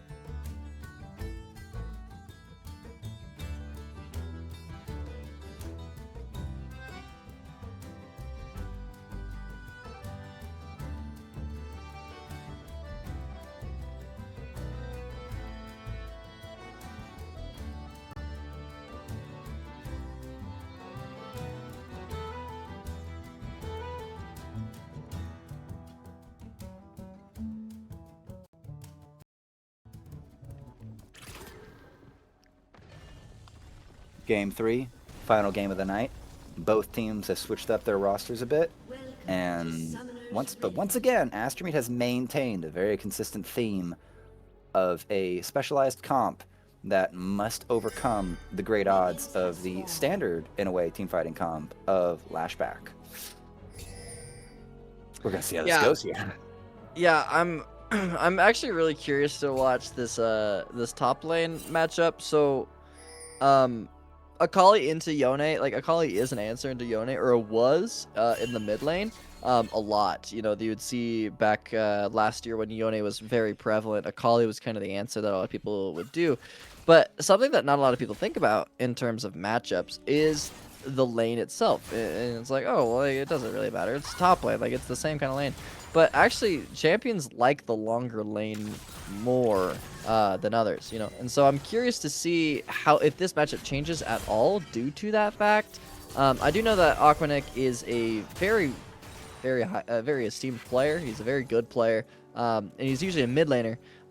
So seeing the Akali be picked up is also, in my eyes, very just smart to go with. It's a comfort champion that he's played over and over, and it's a matchup that he probably knows a lot more than Scorp does, just due to the fact of like the nature of mid lane. And so I'm excited to see how that top lane matchup goes, because that's probably the most volatile in terms of the 3 matchups that we have today. Was that also that Scorp is roll off? Okay. Thank you, production. So, alright. Well, Where's the Zed player? fair enough. Oh, sort of a rough trade here for Benas and J-Web. Bot side. Both junglers, though. Looks like the Skarner's actually gotten a little bit ahead of pace across the map, but both junglers have actually been clearing top to bot. Curious. Doesn't look like we're actually going to get any ganks here. Benas and J-Web taking the safe early backs after those trades. It's really smart for both jugglers too, just due to bot lane also being Armageddon. The way that this bot lane matchup kind of goes is like if Nautilus hits a hook, it's a lot of damage and could be a kill if they're under like 60% HP. And if they miss the hook, then that's the timer for Ashe and Seraphine to be able to play. But it's actually a really scary lane for Ashe and Seraphine to play. Like you kind of feel the Silent Hill music playing. Exhaust going off top though. That's going to be a pretty hard trade for Akali. Scorp and Aquanic going at it. Only looks like a trade of exhaust for flash, so slight advantage there for Scorp. He's got to be able to push this wave in. I don't think we're going to get much else. No junglers nearby, so a little bit of threat. Yeah, Akali's got pots. And if he needs to, he can always TP, but I mean, he probably just won't opt to trade anymore. Just Q poke, and yeah, with the recall changes, is easily able to just TP back the Cole pickup for Ashe Seraphine in the bot lane too, just showing off the scaling. And again, like, as long as ASTROMEAT just continues to just chill, lane and life is really good for red side. Oh my god. That is an awkward teleport by Aquanic. He's going to use his shadows to get out of that. Trying to get more damage on the Scorp, but he doesn't really have any support nearby. Bot lane, big damage going on to Hemiklar. He's going to be able to get out of it, trying to get some counter damage, but that early back giving some bolstering ability for Benas and J-Web here in this bot lane. So it's still a similar exchange of damage and just early fighting and trading like we saw in game 2, but still no big breaking points just yet. Both subs were used for Ashe and Seraphine, no barrier and heal. They do still have their flashes up though, but Seraphine being able to technically out-sustain this lane, early game Seraphine heal like on the Encore W doesn't really do all that much. It's, I think, if I'm remembering off the top of my head, like 80 HP and a lot of mana and like a 20-second cooldown level 1. So, and most Seraphines will either put 3-point into Q or max it off rip and then W max second, the former being more common. So you're not really getting that much healing from the W early. So these trades are still like very good for Lucian and Nautilus to get. Just keep bursting, and then the next hook that hits Ashe will most likely be her death sentence. cleanse on the Lucian, so looking to keep that in hand. Kashmir's going to be a little bit of trouble here. This Zoe has Oh, no wow. problem going point blank. First blood over to Lash-Back. Well, Sleepily is here to get some damage in and has no problem. I don't know if you saw that earlier trade where Sleepily, Zoe in this match there on the left side of your screens, just walked straight up to the Victor and just bubbled him in the face for the half health damage earlier, and that just set him up for just that kill. And we're gonna have a hook going on in. Hamilcar getting caught, gonna have to flash out here. This is exactly what you're talking about. The damage is stuck, and now priority given on over to Lash-Back here in the bot lane. Yeah, Jesse has to use so much mana to just be able to maintain HP bars for her and Hamilcar. The thing about W as well is it's an expensive ability, almost 100 mana at level 1. That's like a third of your mana bar early on. And yeah, in terms of that Zoe-Victor matchup, I didn't think this would be that deadly for the Victor. But it turns out like Zoe kind of just walks into his face and out-trades him. Does the kind of a similar trade pattern that Victor does, but just better. This feels really greedy from Tony, from Ben Ass here, sticking around, getting a little bit more damage onto Jesse. I don't think the kill is an optional. Ult in from Scorp, trying to catch Aquanet, but going to be in the smoke, going to be able to get away, and not really much to be said there. A little bit of a gray, and we're back. First Dragon taken over by Lash-Back. Again, Jagan here, as the jungler on this team, has done a magnificent job in all 3 matches to secure the first Drake, first 2-3 Drakes. And that trend continues. Yeah, we were talking about that in the green room. I'm always a fan of the people that stack Drakes. You know, I'd rather have 2 Drakes in my pocket and be down a couple thousand by 15 minutes than vice versa. You know, just having that soul threat just allows you to have so much, so much ease of the game. That's a fight in the mid. Alright, mid, Jagan's gonna get jumped on here. The Impale is not gonna hit, and Rai just keeps running and jumping and stabbing. Zoe on the run here. Sleepy gotta do his best. J-Web's gonna get the stun. Gonna have to Rai flashes over the wall to get a Dragon Pit to escape that. That kill went over to the Rengar, and accelerated Rengar is a scary prospect. So good progress there for ASTROMEAT to at least get this. A Rengar behind is basically just a useless ward bot in my experience. So good to see at least that catch there. It's got to keep going though. Yeah, and pretty mechanically well played from him to, you know, bait out the abilities and then stall it out and then go back in. Speaking of scary, okay, I thought they were going to be in danger. I didn't know if J-Web was going to look for that hook or not. If he did, it would have been quite the fight. I don't really know who wins with Encore being up for Jesse and no dredge point for the Nautilus. That's kind of awkward. Anyway, but they're chilling. They're fine. Everything's good. Everything's I stable. just love that. I love that J-Web's kind of doing the Mickey Xing of just posturing and positioning themselves in threatening situations. Not exactly in the enemy jungle, but just be like, I'm going to stand here just long enough for y'all to second guess if you can contest this wave, and just give that space for Ben Ass, for Tony, to just keep farming and just be ready to jump. It's one of the things that I've learned with hook champions. It's almost better for you to hold the hook and have the threat, and that will buy more space. So I'm really appreciating where J-Web just, I think, has a very good mind for the game for how they've played in these 3 matches so far. Yeah, and Brahm's not an easy champion to play per se, mechanically. He is pretty simple, but oh my god, some movement from Kashmir to recover himself from what would be death easily.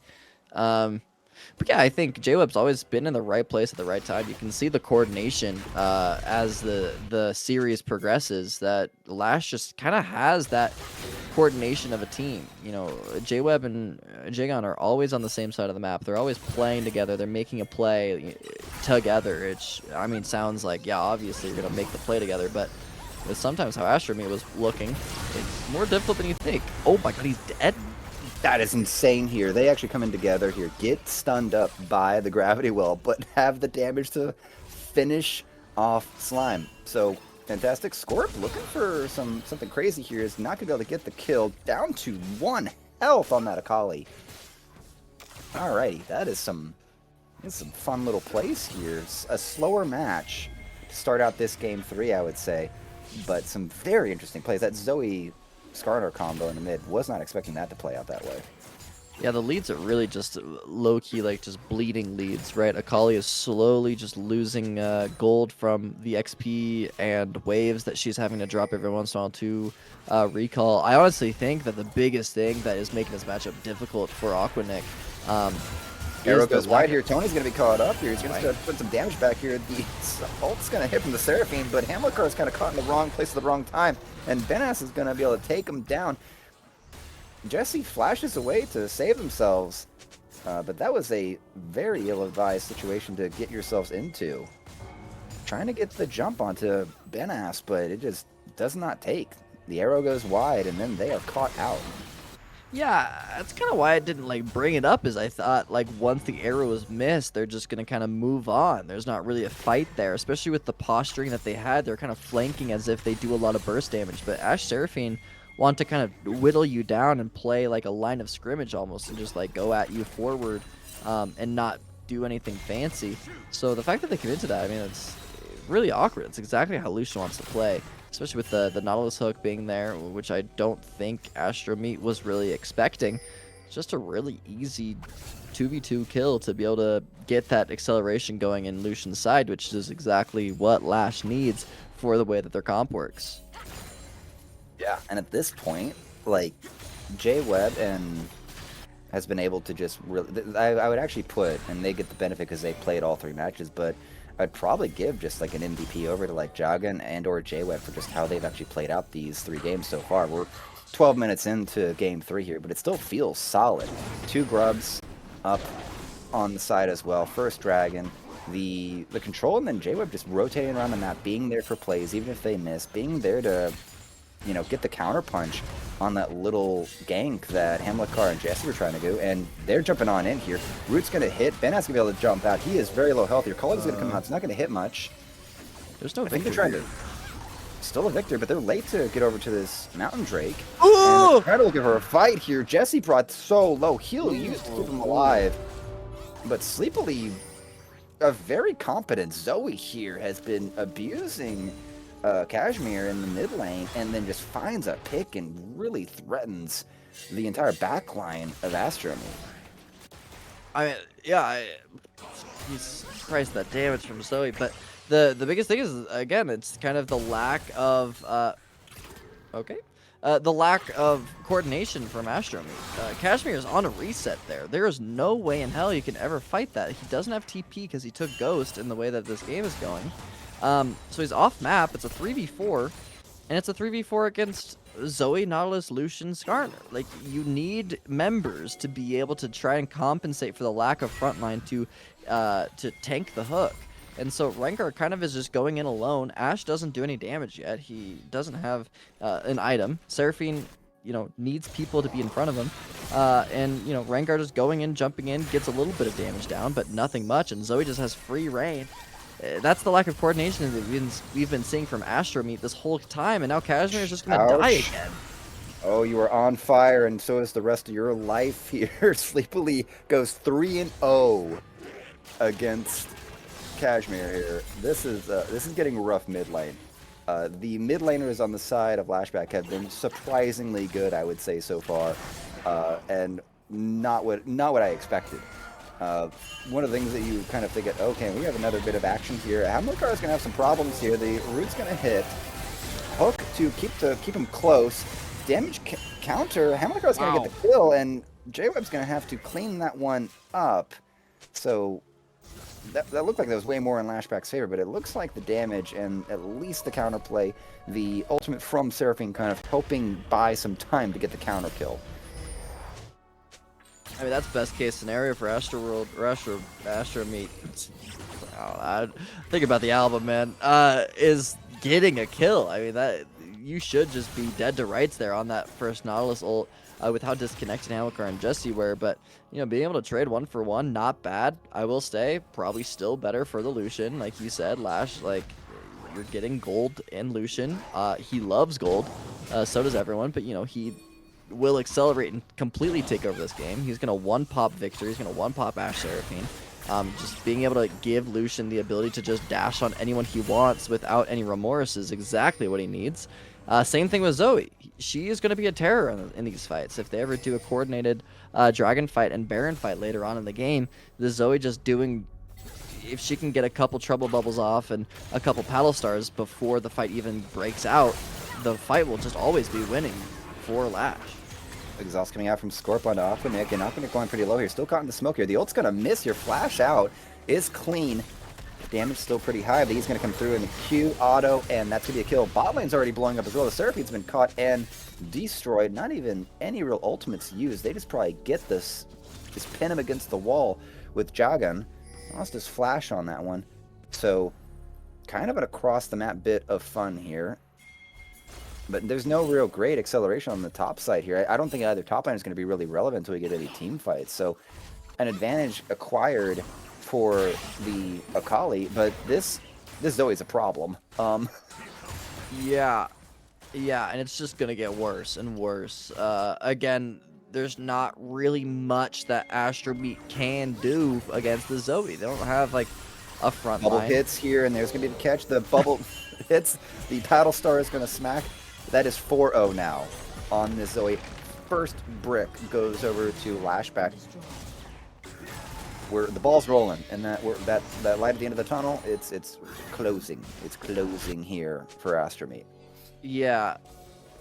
I mean, again, like we were talking about who's going to tank the Nautilus hooks, who's tanking the Zoe bubbles. You know, this is where you'd want something like a Xin Zhao who can at least like try to ult while you're getting Zoe bubbled and see if you can mitigate some of that damage, you know, or anything that can eat it up. But no one is going to be tanky enough on Astroworld to be able to eat it up. Instead, it's Rengar ulting from behind the Yone. This might hit, but the E did not connect. Still going to get the kill on the Scorp. He's going to get out and get alive. So they're actually trying to index. Ooh, Ghost used. Zoe gets out of the gravity well.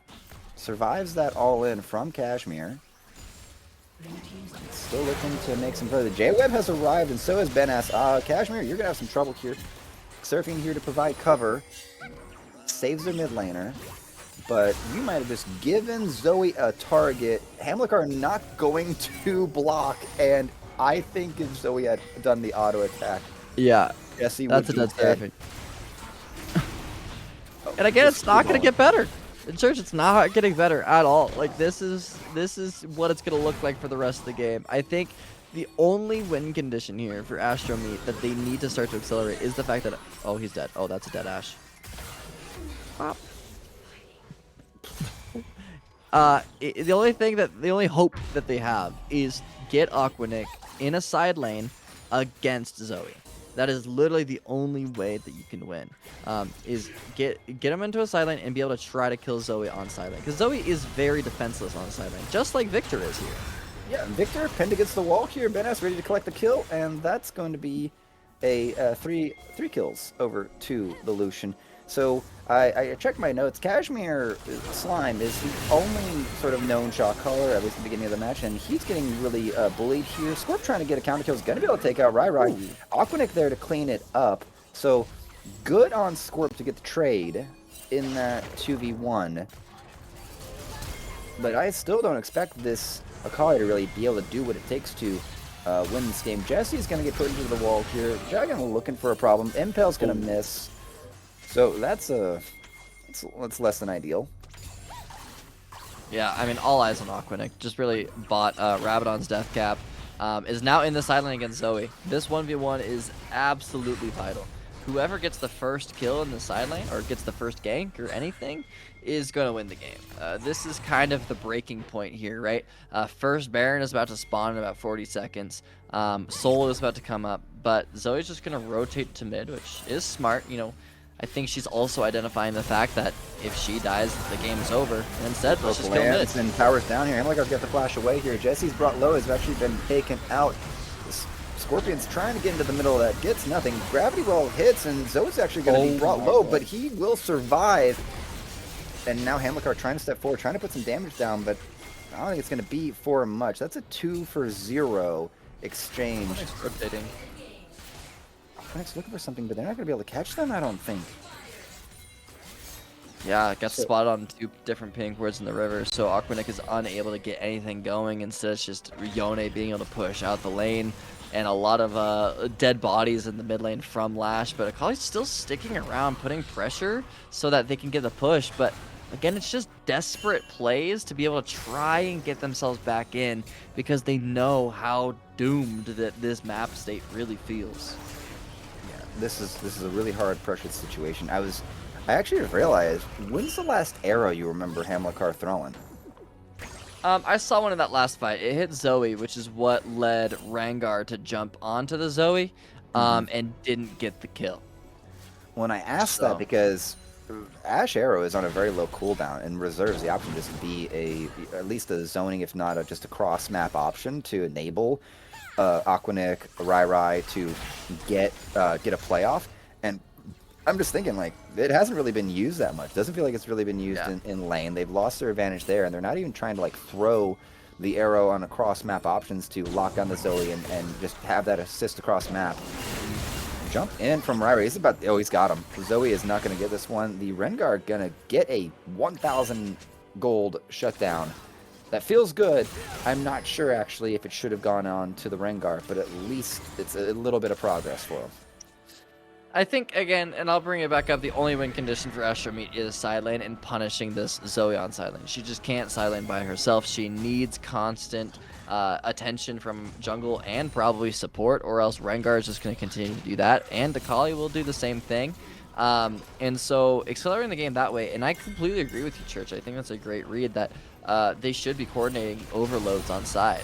Rengar ult with Akali ult on top of an Ash arrow onto either Zoe or even Yone on side. I think it'll be a little bit more difficult on Yone due to having two different escape tools, but you know, Zoe can only dodge one spell of an Akali E or an Ash arrow with her ult, but then she's still stationary and allows a really easy kill. She's very volatile and vulnerable towards the mid side, or the side lane. So that is their win condition. That's their way into the game.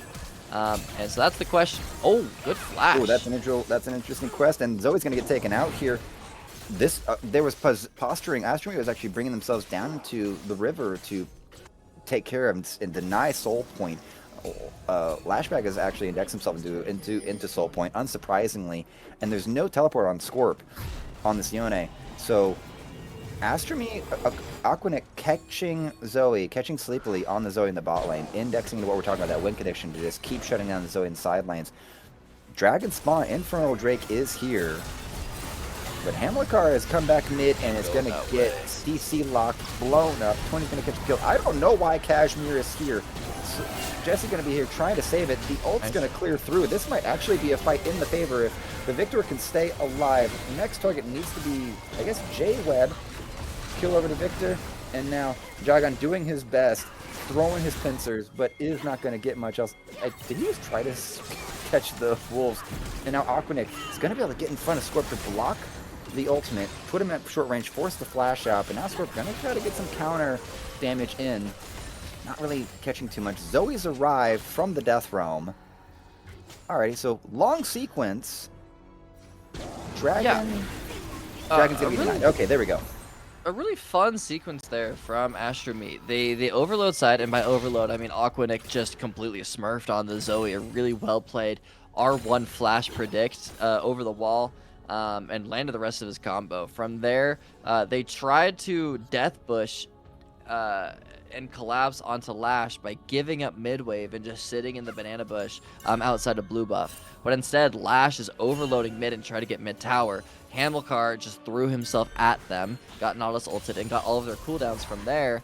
But when they run out of damage after Lucian getting one pop by Victor and Rengar, then the fight is actually pretty winning. Jesse landing a really good 3-man ult on Seraphine, able to collect that Lucian kill, and then the rest is up to Kashmir, which he had a lot of free space to get that damage going.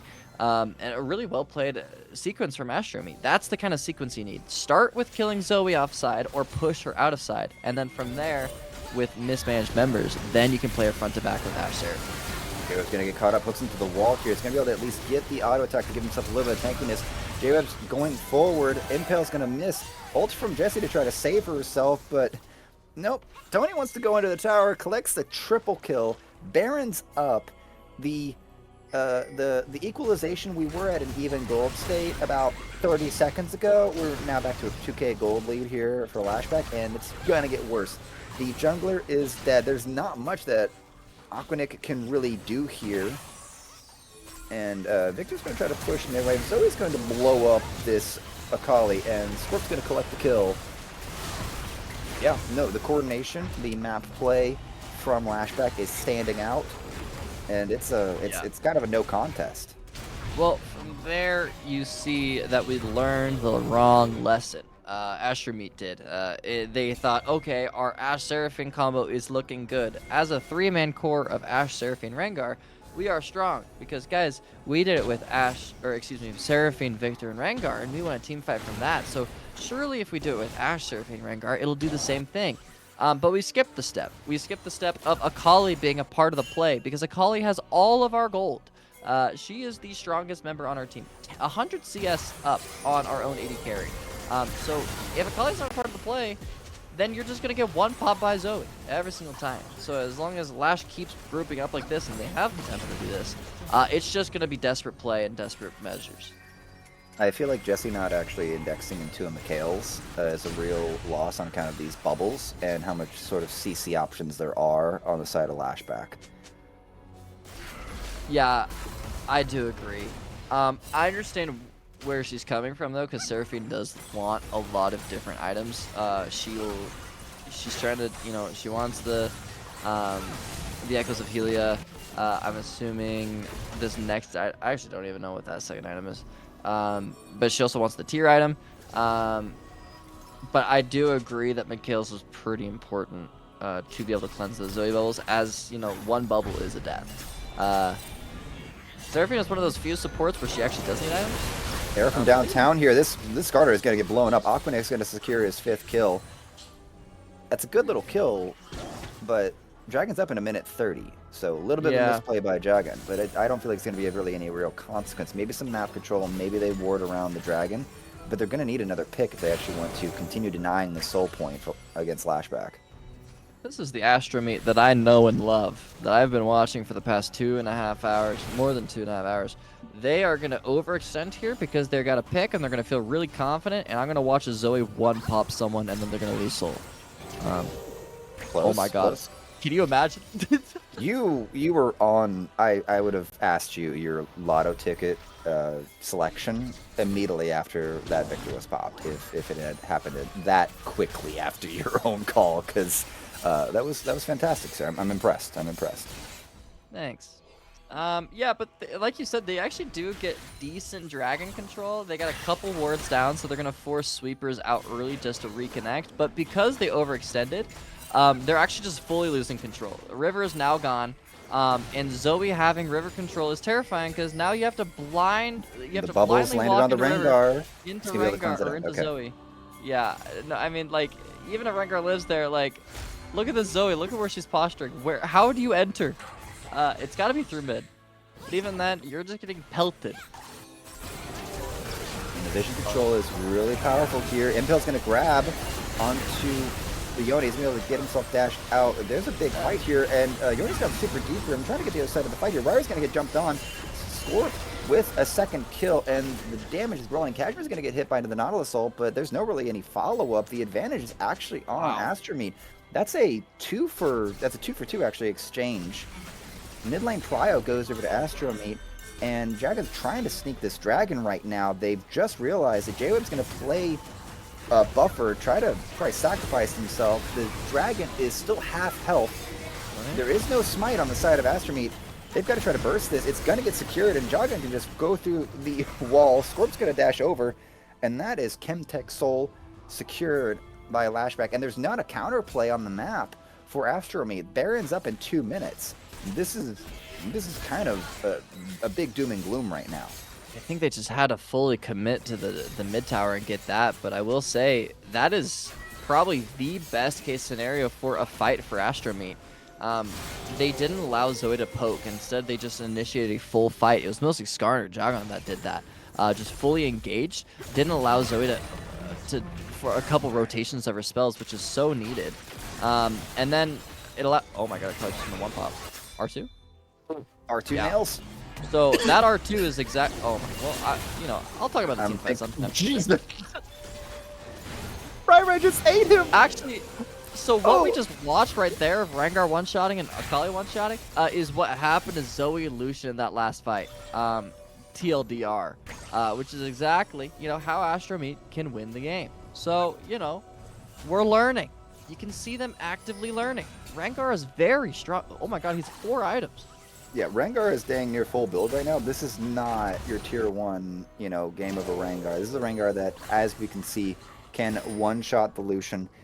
And unless there is some hard CC or something to actually prevent the Lucian from getting popped, there's a problem here. I'm actually spotting, it doesn't look like the Aegis got popped if J-Web was... I think J-Web was there, at least near enough for that play. Who knows if it would have actually helped, but everyone's a threat. The gold lead is actually ticked over to AstroMeat for the first time, like 800 gold lead. Like a little bit, like kind of not too big of a deal.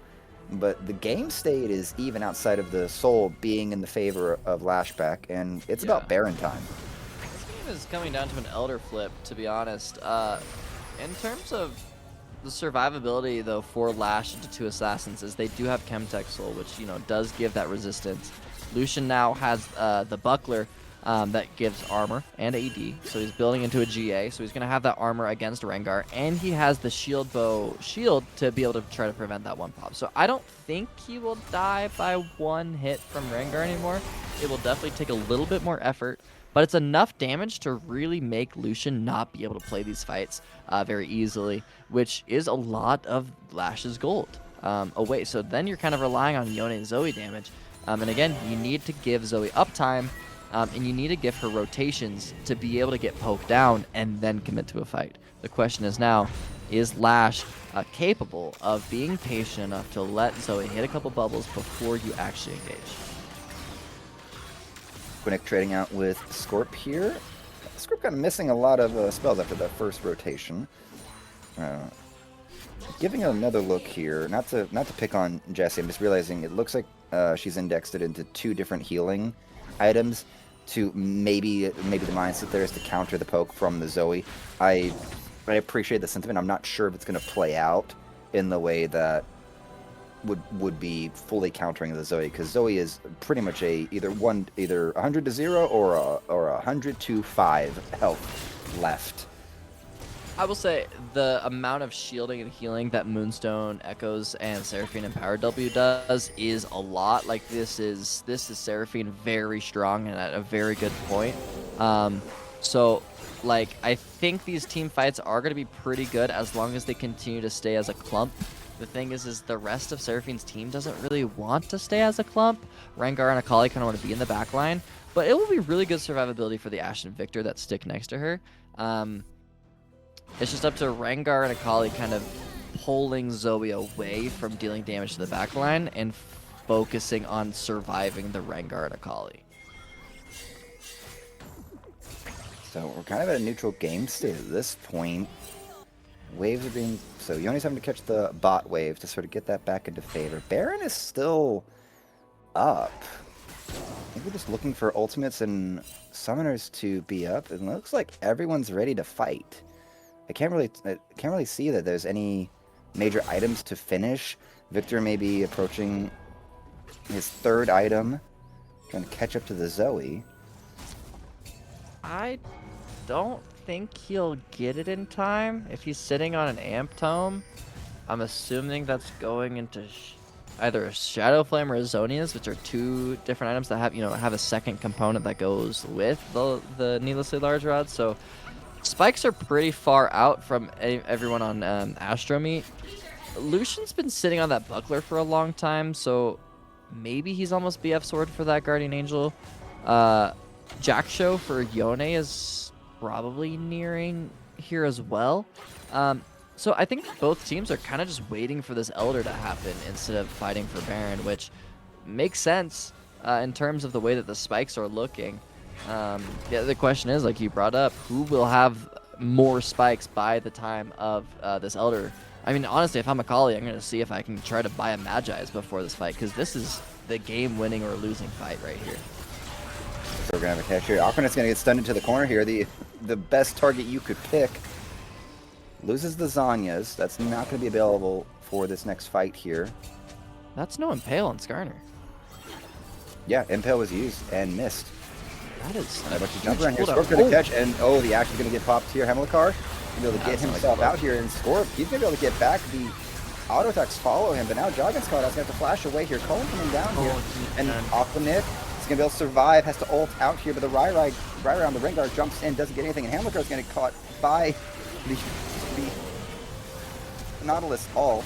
We're still running around. Hook hits.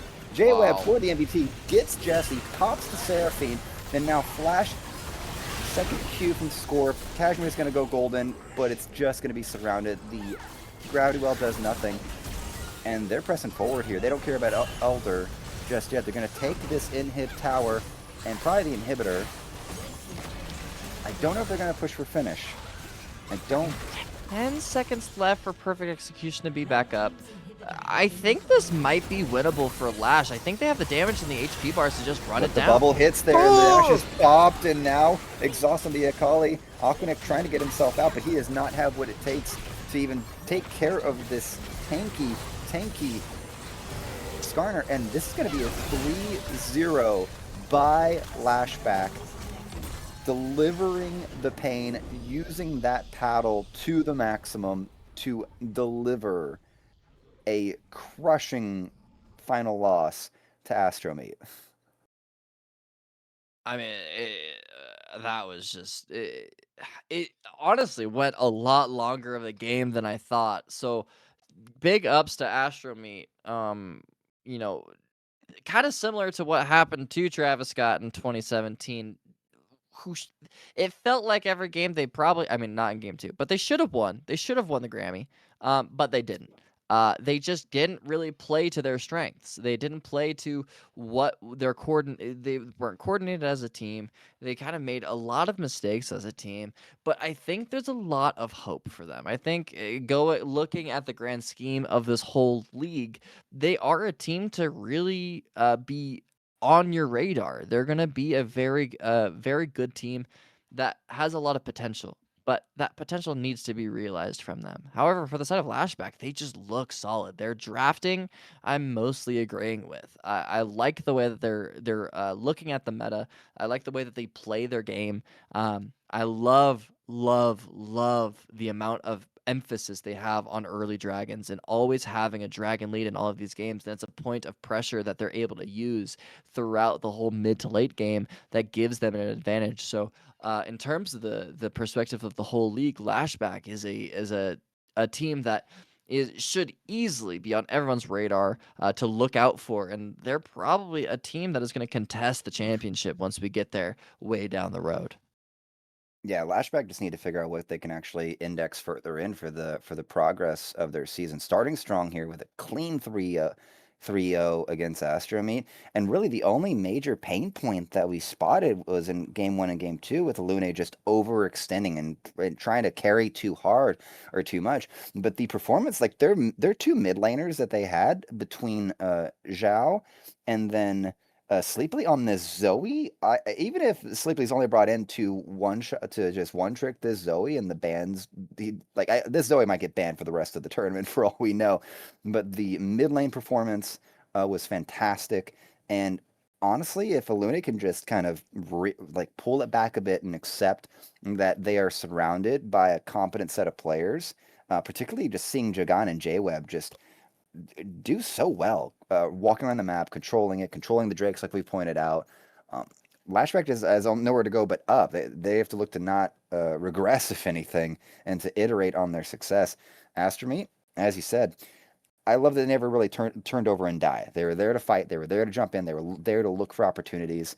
And some of those last fights look like they might have had a chance with just that back and forth by the down tier 1 in that last fight. And it just didn't really pull through. J-Web with the hooks and saving their ultimate for later for the second engage on the fight was just mint. Yeah, I mean, just really good coordination from Lash-Back. You can also tell that it seems like their communication is a little bit more clear than AstroMeat. It seems like everyone's kind of on the same page, and even when they make a mistake, they kind of make it as a team. The jungle support coordination, like you brought up, was immaculate. They were always on the same side of the map. They were always making plays together. It didn't feel like they were two different islands. And to me, and obviously I'm a little biased, I was a competitive support player, but like when I'm watching a team, I can tell a good team from a bad team based off of the jungle support and the way that they rotate on the map together. They Hmm. need to stay hand in hand, and that's exactly what Lash-Back is showing. And this is one version of their roster, so it's hard to predict and like hard to really say like is this the team because there's 5 other players that they have. But overall, a really strong core that they showed off today. And I'm really excited to see what other variations they have to the score to bring to the upcoming games. Yeah. Two different rosters really, with Jagan and JWeb as the core pieces for the two rosters that we saw tonight. And I think though I will double check this after this match with Tony with the captain, but it feels like the coherence of their plays in these 3 games it feels very much reliant on how JWeb and Jagan are coordinating the team and keeping the team calm and focused. And that is very impressive for the beginning of the season. So I believe with that, we can close out. Congratulations, Lash-Back, on starting very strong at the beginning of this season in AstroMeat. You gotta get this get a little bit warmed up and get themselves a little bit more together. And we will see you tomorrow night.